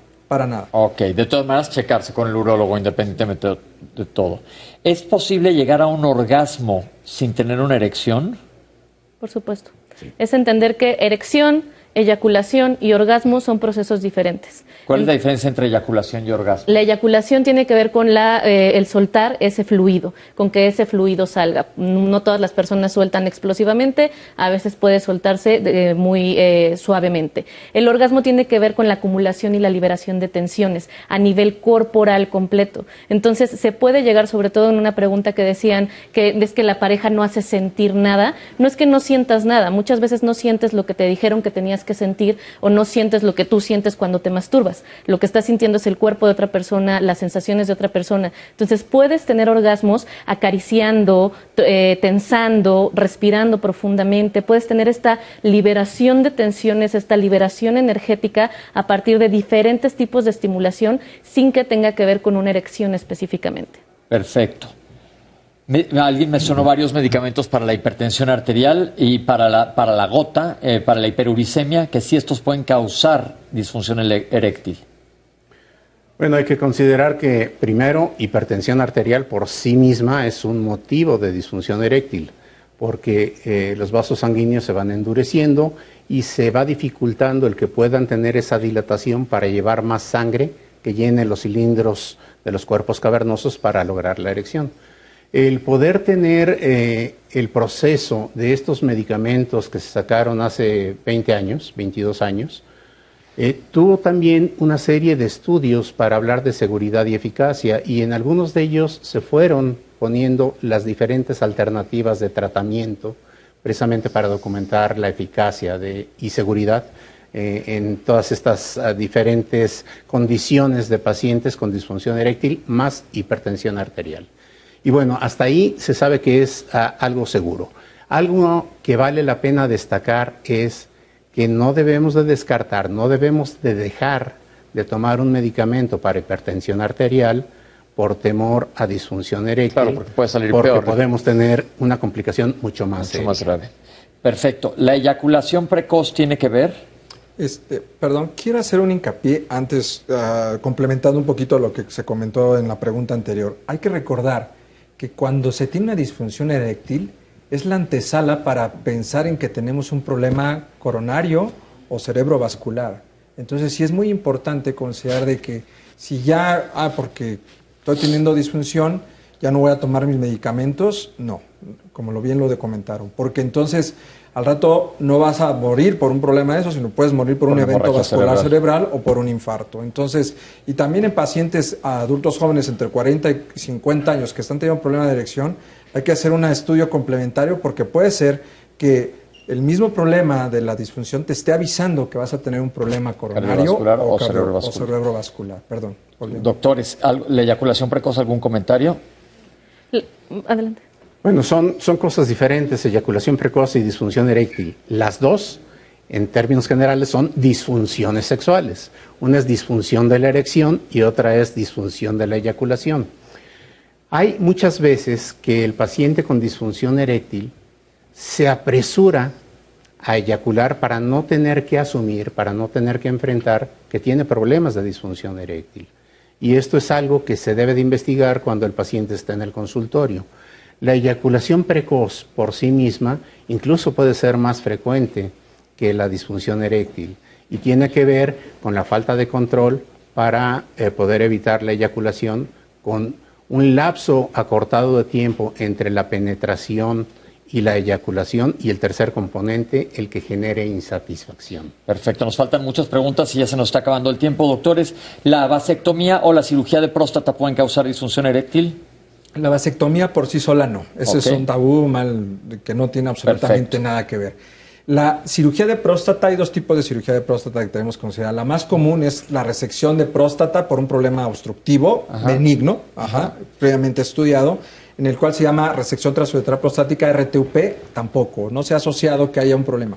Cuando hay un problema de una tumoración, si ya se estudió y se estadificó y el paciente es candidato a una cirugía que se llama prostatectomía radical, sea por abierta o sea apoyada por laparoscopía y hoy en boga por robótica, obviamente sí puede haber una lesión si no hubo una preservación nerviosa, que es lo esperado. Dos cosas que cuando se quita la próstata por tumoración son: o puedes quedar con incontinencia o puedes quedar con disfunción eréctil. La preferencia siempre es como cirujano que permanezcas con la continencia. Digo, la disfunción eréctil sí es algo que se puede presentar. Hoy en día con los métodos no invasivos como la laparoscopía y la cirugía robótica, obviamente se puede preservar esos nervios y obviamente que el paciente pueda tener una erección. Ok. ¿Alguna recomendación para un adulto mayor que dice que produce poco semen? En condiciones normales, nuestra cantidad de semen puede ir disminuyendo conforme se aumenta la edad. Pero hay también algunas condiciones, como ya mencionaron, no necesariamente una eyaculación retrógrada completa, sino parcial, que disminuya el mismo volumen seminal emitido, o también el que exista algún otro tipo de medicamento tomado que disminuya la posibilidad, incluso el tiempo para eyacular. ¿Cuál es la recomendación? Incrementar el juego erótico, el poder tener una evaluación para descartar que otros motivos estén influyendo en ello y que podamos tener entonces con una solución si es que es tan importante para la satisfacción de ese varón. Perfecto. ¿La parotiditis causa disfunción eréctil? No, la parotiditis no. Perfecto. ¿Los traumas de la infancia pueden, como ser violado, tener un abuso sexual? ¿Puede tener que ver con esto? Puede estar asociado, pero no es una génesis. Puede haber historia tanto en hombres como en mujeres de abuso sexual o de violencia sexual, pero no determina que vaya a haber una disfunción. Y si alguien tiene una disfunción, no quiere decir que haya pasado por un evento de violencia sexual. Es necesario separar esas dos dimensiones porque están asociadas, pero una no es consecuencia de la otra. Perfecto. ¿Es normal tener erecciones nocturnas? Sí, de hecho es parte del estudio cuando el paciente llega para nosotros descartar si es un problema orgánico o un problema psicógeno. O si es normal. Ajá, sí, normalmente durante la noche se pueden tener 5 eventos cada 30 minutos cuando el sueño es profundo y es un fenómeno totalmente normal. Perfecto. Y que oxigena el tejido para que siga siendo funcional. Entonces, no solo es normal, es deseable. Que si recomiendan ustedes suplementos alimentarios con testosterona, doctores. En realidad yo no lo recomendaría. Perfecto. ¿Utilizar sildenafil por más de 10 años puede tener efectos secundarios? Hay algunos estudios de estos que mencionábamos de seguridad y eficacia y hay otros que se prolongaron mucho tiempo precisamente para saber si había taquifilaxia, si dejaba de ser eficaz un medicamento o generaba algún otro tipo de problema. Hasta el momento, mientras sea una alternativa que genera un buen resultado y da satisfacción y no se agrega ninguna contraindicación, entonces se puede seguir tomando el medicamento. Perfecto. ¿La prótesis afecta el orgasmo y cuánto puede durar una prótesis? No se ve afectar el orgasmo. Obviamente la sensibilidad inclusive el orgasmo va a ser mayor porque disminuye, también sí puede disminuir la sensibilidad. Y bueno, una prótesis puede durar los años que sean necesarios, ¿no? Perfecto. Si acaso quisiera acotar también en relación a la prótesis, además te da la posibilidad reproductiva, que puede ser muy importante en un sector importante de pacientes. Perfecto, pues contestamos las preguntas que teníamos en el tintero, se quedaron algunas en el tintero, pero se nos fue el tiempo volando. Doctor, les quiero dar las gracias por haber estado aquí con nosotros. Creo que se ha dado muchísima información y sobre todo la invitación es que nosotros los hombres tenemos que ir al urólogo. ¿A partir de qué edad? Lo ideal es a partir siempre, si tiene un problema de joven, acudir. Pero alguien que no tiene nada, ¿a partir de qué edad? Los 45 años. A partir de los 45 años, por favor, conozcan y acérquense al urólogo, porque yo recuerdo cuando estaba yo en la residencia de los urólogos, en ese entonces estaba de moda fumar, ya no fumo, pero te decían, dame un cigarro porque soy urólogo, me lo vas a agradecer un día. Todos tenemos que estar cercanos a un urólogo, porque hay muchas cosas de las que no queremos hablar y es bien importante. Nosotros no se vayan porque vamos a seguir hablando de COVID y los niños, pero doy las gracias a nuestros invitados. Muchas gracias. Al contrario.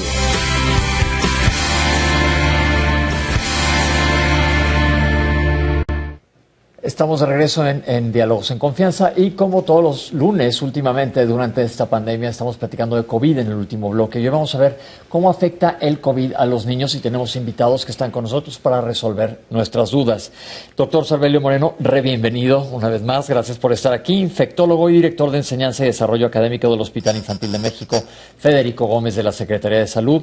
Y el doctor Francisco Alberto Cervantes Verduzco. Bienvenido, doctor. Alergólogo, inmunólogo clínico y pediatra del Instituto Nacional de Pediatría de la Secretaría de Salud, docente del curso de especialización en alergia e inmunología de la Clínica Pediátrica del Instituto Nacional de Pediatría. Doctores, COVID y niños, hemos estado hablando continuamente de adultos. ¿Qué pasa? ¿Cómo afecta el coronavirus, el COVID-19 a los niños? Bueno, el conocimiento general es que el COVID es mucho más benigno en los niños. Existen varias razones, hay menos exposición ambiental, habitualmente el tamaño del inóculo es menor en los niños. Los niños habitualmente se enferman de sus papás, que generalmente están en la fase presintomática, porque ya cuando se dan cuenta ya no exponen a los niños. Y los adultos pues tienen el riesgo laboral, están en la calle, tienen un inóculo muy grande. Los niños tienen múltiples infecciones respiratorias y se habla de que hay competencia entre los virus respiratorios y el adulto cuando se expone al COVID solo se expone a COVID. Y sobre todo el número de receptores que tenemos de la enzima convertidora de angiotensina, que es el receptor para el COVID, que se expresan mucho más en los adultos que en los niños. Pero llega el momento en que ya hay muchos infectados y por lo cual el número de niños es cada vez mayor. Y por eso al principio no veíamos casi niños, pero ahora estamos viendo no nada más muchos niños, sino que también tienen infecciones que antes no las considerábamos en niños, que son más graves. Perfecto. Itlali. Tenemos aquí la pregunta de cómo afecta el coronavirus a los niños y cuáles son los síntomas de ellos en los pequeños.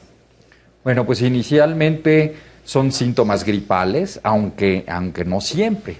El antecedente más importante es que sus papás tengan COVID. Okay, si los papás eso tienen es clave. COVID, eso es clave. Perfecto. Entonces, muchas veces el niño es asintomático, no tiene ningún síntoma, o simplemente empieza con elevación de la temperatura o tiene datos de gripa. Esa es la gran mayoría de los casos. La gran mayoría. Los niños también a veces, es más frecuente en relación con los adultos que tengan síntomas gastrointestinales. Okay. O sea, que tengan diarrea, que tengan dolor abdominal, pero habitualmente son síntomas gripales o datos de deterioro del estado general, como fiebre, dolores como articulares. Una gripa fuerte. Como una gripa fuerte, cuerpo cortado, como lo conoce la gente. Doctores, se ha hablado de lesiones en piel en niños, sobre todo asociadas a COVID-19. Sí, así es.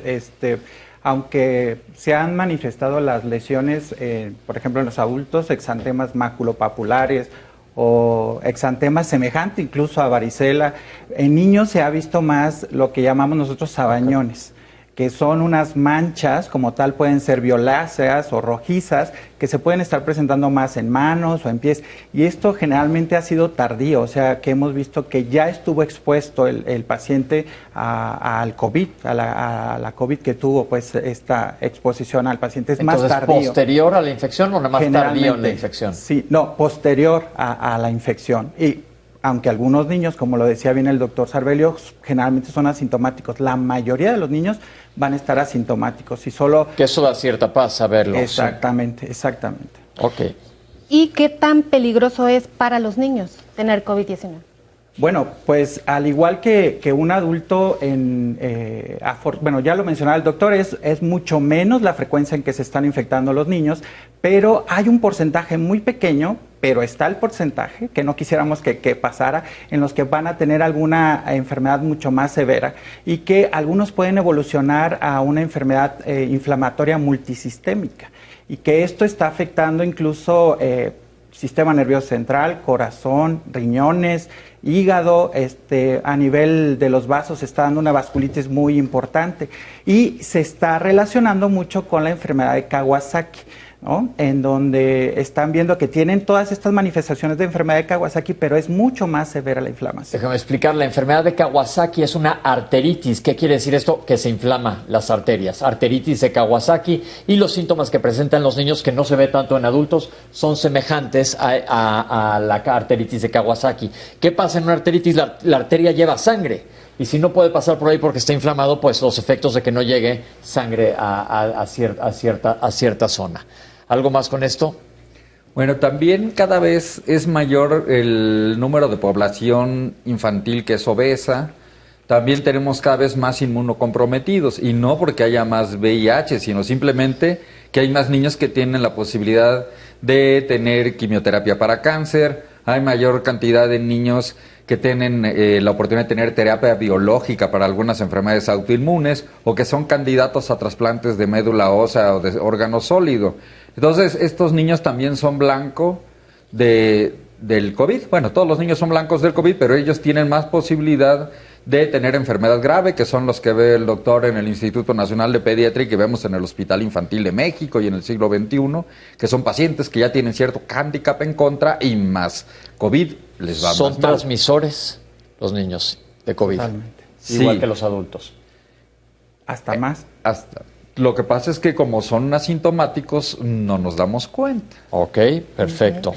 Y también nos preguntan en ese sentido si es más leve en niños que en adultos o personas adultas mayores. Pues sí, la enfermedad generalmente o afortunadamente pudiéramos decir en los niños va a pasar a ser leve. A veces ni cuenta nos vamos a dar de que la tuvieron, ¿no? La COVID-19, y solamente va a pasar como un simple cuadro catarral gripal muy leve, pero un pequeño porcentaje que no quisiéramos que pasara, por eso no queremos que todo el mundo se exponga, y que ahorita está incluso de moda y que tenemos que tener cuidado con eso, la situación de exponer a los pacientes que para que todos... como se hacía con la varicela. Como se hacía con la varicela. Entonces se está abusando de esta situación o esta palabra que denominamos inmunidad de hato o de rebaño en múltiples, en alguna ciudad o en alguna región, y pues para lograrla se requiere un porcentaje muy alto de que las personas tengan ya en contacto con esta enfermedad. Y si, pues no sé, en el mundo somos casi 8,000 millones de gentes, tendríamos que ser un 63%. No, pues lo que yo digo que si estamos hablando de un 70% en la Ciudad de México y zona conurbada, somos 20 y tantos millones de personas, se necesitan 17 millones de infectados para que logremos ver esto. Entonces, la cosa, los números aquí yo digo que del COVID lo que más asusta son los números. Claro. Además, apenas estamos conociendo la inmunidad generada. No se sabe si para cuánto tiempo vaya a durar. Los pacientes que requieren intubación y que están realmente malos, a los 15 días ya tienen anticuerpos IgG.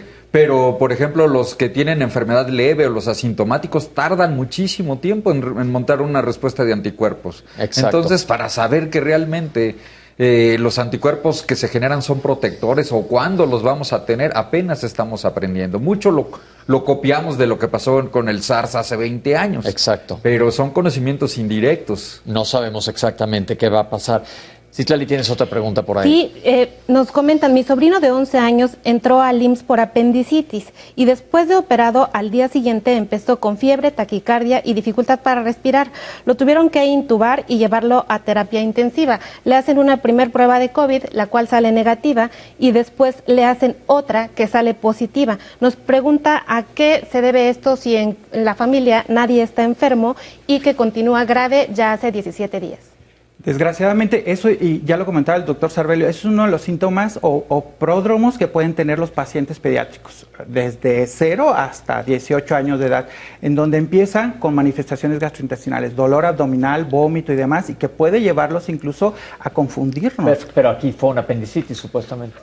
Pudo haber sido la apendicitis y sobreinfectarse o tener la infección. Eso puede ser que haya sido una manifestación inicial, porque la inflamación puede ser tan severa que la pudo haber desatado.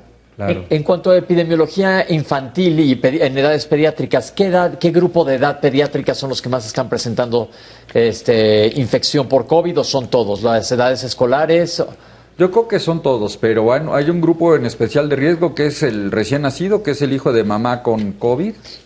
A eso quiero preguntar sobre la lactancia materna y el COVID. Bueno, sí se ha visto que ya se identificó en placenta, al principio no se había identificado, ya se ha identificado en leche materna, pero son más las ventajas de dar seno materno, ¿sí? Aunque haya el riesgo, que es muy bajo, de adquirir COVID por la leche materna.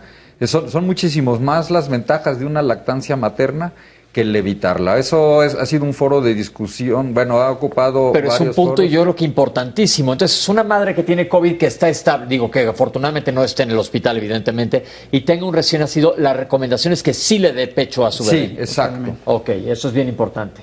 Bien importante porque, como acaba de comentar el doctor, le está dando ella, es mucho más grande, si lo pones en una balanza, la ventaja de que le den leche materna. Ahora, en los niños, cuando se llegan a complicar, siempre son complicaciones, ya dijimos, unas arteriales, pero también se ha oído hablar de, además de lesiones cutáneas, nefrológicas y del sistema nervioso central. Sí, por la misma vasculitis o inflamación. Hay una situación que que mencionábamos de un síndrome inflamatorio multisistémico, en donde hay lo que se denomina tormenta de citocinas, en donde no se está regulando adecuadamente la producción de estas citocinas proinflamatorias, que generalmente las hace el cuerpo, nuestro sistema inmunológico, para defendernos contra alguna infección. Pero al no regularse, entonces va en contra del mismo sistema humano, del cuerpo, y puede llegar a condicionar este tipo de situaciones tan severas. Perfecto. Nos preguntan si los problemas respiratorios los niños con problemas respiratorios, como por ejemplo los asmáticos, tienen más predisposición a presentar COVID y en qué porcentaje? Pues el asma descontrolado sí, pero afortunadamente la mayoría tienen buen control de su asma. No es el grupo que hemos encontrado más afectado, pues. Uno esperaría que por tener una infección respiratoria previa, por ejemplo, como en el adulto, el paciente que tiene POC, el paciente que tiene una patología pulmonar previa, pero no es un grupo grandemente afectado el de los asmáticos. Afortunadamente, y perdón que interrumpa también, doctor, y lo que se ha hipotetizado es que este tipo de pacientes o los pacientes alérgicos incluso tuvieran cierta protección, por lo mismo que todos los pacientes alérgicos disminuye incluso la presentación de estos receptores AC2, que es donde se fija el virus. Exacto. Y disminuye también la producción a veces de interferones, entonces probablemente no haya esa respuesta tan exagerada. Es una hipótesis, pero afortunadamente no hemos visto que sea el grupo de niños más afectados. Pero también se ha comentado inclusive que en adultos, que la gente que somos muy alérgicas a todos los que los vivimos estornudando, parece ser que hay cierto grado de que no está seguro ni totalmente probado de algo de protección o que haga que te dé más leve. Exactamente. ¿Es por el mismo mecanismo? Claro. Sí, así es. Ok. Y también ahorita que decían del apéndice, también, bueno, plática entre nosotros, ojalá que pronto tengamos una publicación. Han aumentado las apendicitis a partir del COVID. Pero esto es un dato bien curioso, pero ¿son apendicitis corroboradas por patología? Sí, corroboradas. Porque esto es bien interesante. Yo en mi consulta privada, que se ha bajado totalmente, prácticamente las consultas están vacías, el primer mes vi 3 apendicitis, que dije, y ahora 3 apendicitis es como algo poco común, entonces habrá que ver eventualmente si algo tiene que ver. Pregunta importante, ¿hay hospitales COVID que nosotros, que yo por ejemplo en mi grupo que vemos adultos, tenemos hospitales para adultos de COVID?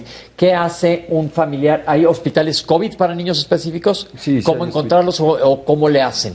Bueno, habitualmente los refieren al hospital COVID cuando llegan a otro hospital. El Hospital Infantil de México, Federico Gómez, es hospital COVID, y dentro del departamento bueno, ya no es el departamento, dentro de los hospitales de la Ciudad de México está el Hospital de la Villa, y existen ya otros como COVID, pero hay hospitales también grandes como el Instituto Nacional de Pediatría, que atiende muchos pacientes que tienen COVID, y en los hospitales generales pues tienen la indicación de referir a los pacientes cuando tienen algún problema o que requiere atención hospitalizada, de referirlos a los hospitales COVID.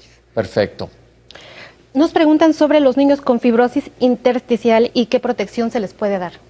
Fibrosis intersticial. Me imagino que es fibrosis pulmonar en niños. O sea, fibrosis quística. Hemos tenido, Sí, pues. bueno, nosotros ya tuvimos pacientes con fibrosis quística que pues sí tuvieron tuvieron enfermedad grave, pero sobre todo por la fibrosis quística más que por el COVID. La infección bacteriana que tuvieron se controló y mejoró. De hecho, este paciente tuvo influenza, fue muy al principio, influenza, COVID y coronavirus del que no es COVID.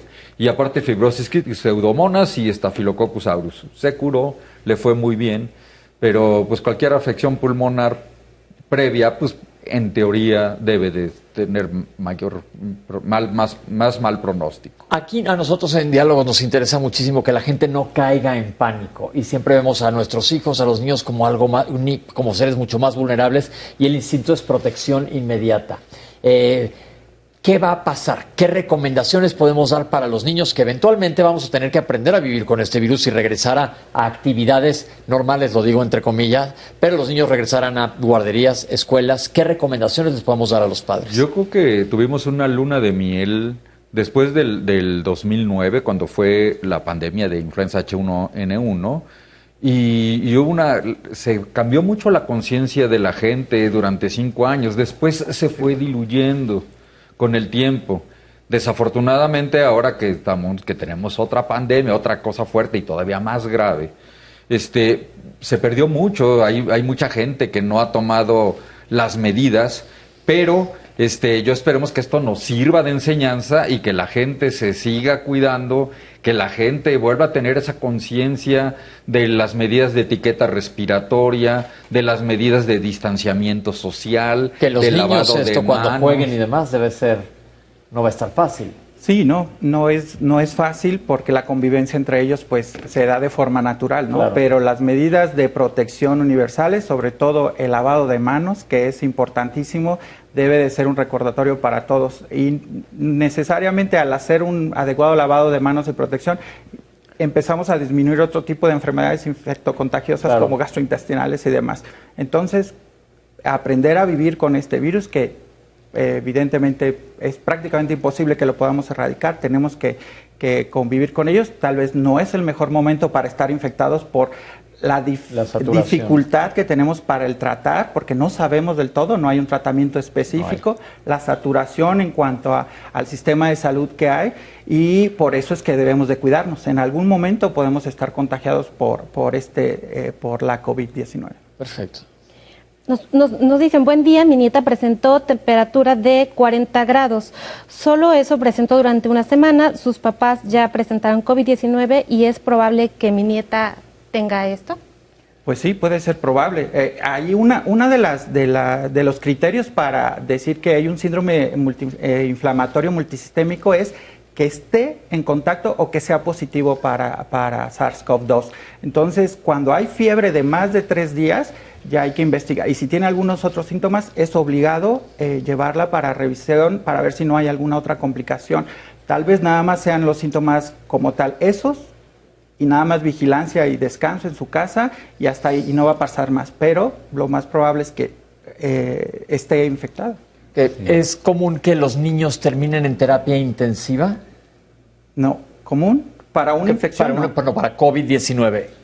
No. No es como en adultos que terminan muchas personas intubadas. O sea, las personas que presentan, los niños que presentan la enfermedad y que la presentan grave, sí hay alta posibilidad de ir a terapia. Okay. Pero el porcentaje es poquito. Pero sí, si así hacen una enfermedad, sí tienen su tormenta de citocinas. O sea, una vez que hacen una neumonía intersticial, que el virus está en el torrente sanguíneo, sí se activa las cascadas de las citocinas, de la coagulación, de las prostaglandinas, todo lo mismo que ocurre en un adulto, pero con mucho menor frecuencia. Pero esto es bien importante lo que dijo el doctor al principio, que es rarísimo que se presenten niños, pero es como yo siempre pongo el ejemplo que de cuando escuchamos un infarto en alguien joven. Se murió, tenía 40 y tantos años y le dio un infarto, que siempre oímos eso, pero es esporadiquísimo.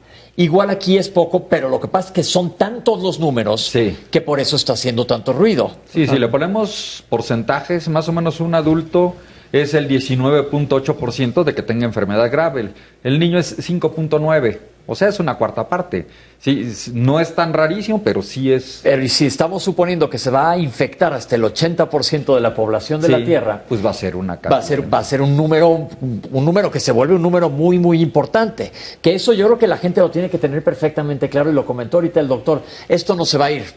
O aparece una vacuna, o aparece un tratamiento, o nos esperamos a que siga la historia natural del virus y hagamos inmunidad de rebaño, que se va a tardar. Lo siento mucho, pero esto se va a tardar un ratote. Claro. Un ratote, que creo que eso es importante que lo sepa la gente. Sí. Ok, Citlali, ¿tienes otra pregunta? Felicitaciones, Pepe, y realmente sí enfocan mucho en qué prevención se le puede dar específicamente a los niños. ¿La misma que adultos? ¿Algo que agregar sobre prevención en niños? Algo, ahorita que hablaban del apendicitis, otra vez, perdón que insista, bueno, no nada más apéndice, sino de cualquier cirugía, ahorita está indicado que antes de uno de los exámenes que se hacen, así como pedir tiempos de coagulación, es COVID. Igual en los hospitales. Igual, sí, así es. Entonces, si el problema es adquirirlo en el hospital, si el paciente va a ser sometido a una cirugía, le tienen que hacer primero su examen para COVID. ¿Y les hacen un PCR? Sí, les hacen un PCR. Pero PCR. ¿y si es una apendicitis? Los resultados tardan mucho. Bueno, pues no entra, tratan de que, a menos que sea urgente, sí, como dicen los cirujanos, lo enfrían mientras, pero sí, no debe de entrar alguien, sobre todo por el riesgo anestésico del manejo. Tiene que tener resultados. Eso está pasando igual en hospitales COVID se tiene el mismo día el resultado. Ok, perfecto. Citlali, ¿tienes otra pregunta? No, Pepe, el doctor no, quiere algo no, comentarnos. Algo ibas a decir ahorita antes justo de esto, sobre los niños y el COVID. Bueno, pues sí, siempre pensamos que, lo vemos muy remoto que ocurra.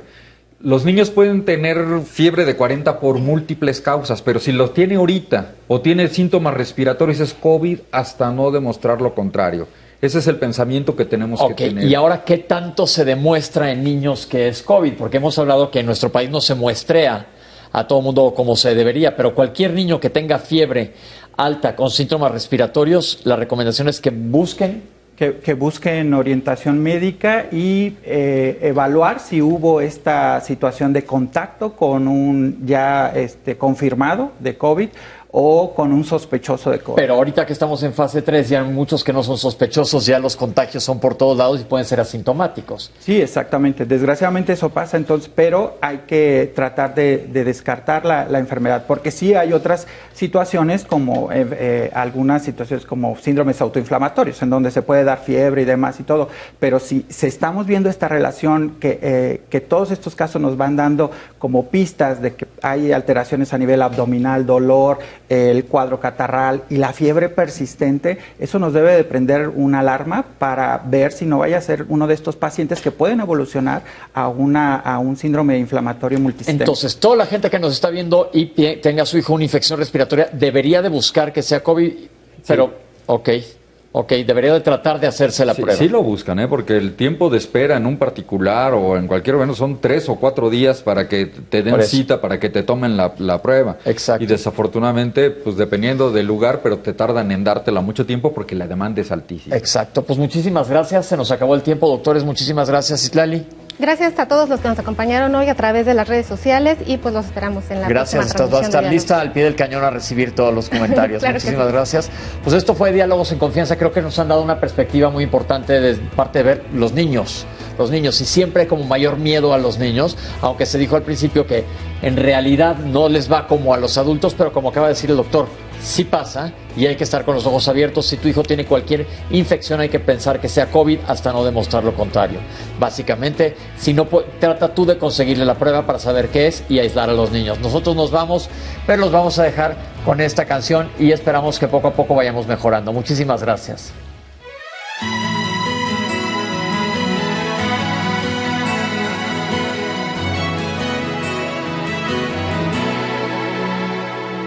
El miedo de hoy mañana será templanza, el llanto será esperanza y evolución. Estamos en pausa pero el amor avanza, en tiempos desoladores por dentro nos crecen flores y compasión. Esto pasará, esto pasará. Tenemos el cielo intacto y la tormenta terminará. Esto pasará, esto pasará. Es solo cuestión de tiempo, la música del silencio renacerá. Esto pasará, esto pasará. Lo que hoy es incertidumbre será sonrisa y se acabará este ciclo de oscuridad. Mañana se irán los muros, vendrá la brisa y ya nunca olvidaremos que cada segundo es una oportunidad. Esto pasará, esto pasará. Tenemos el cielo intacto y la tormenta terminará. Esto pasará, esto pasará. Es solo cuestión de tiempo, la música del silencio renacerá. Mi corazón ardiendo como espigas en la sierra, la tierra habla, es hora de escuchar. Esto pasará.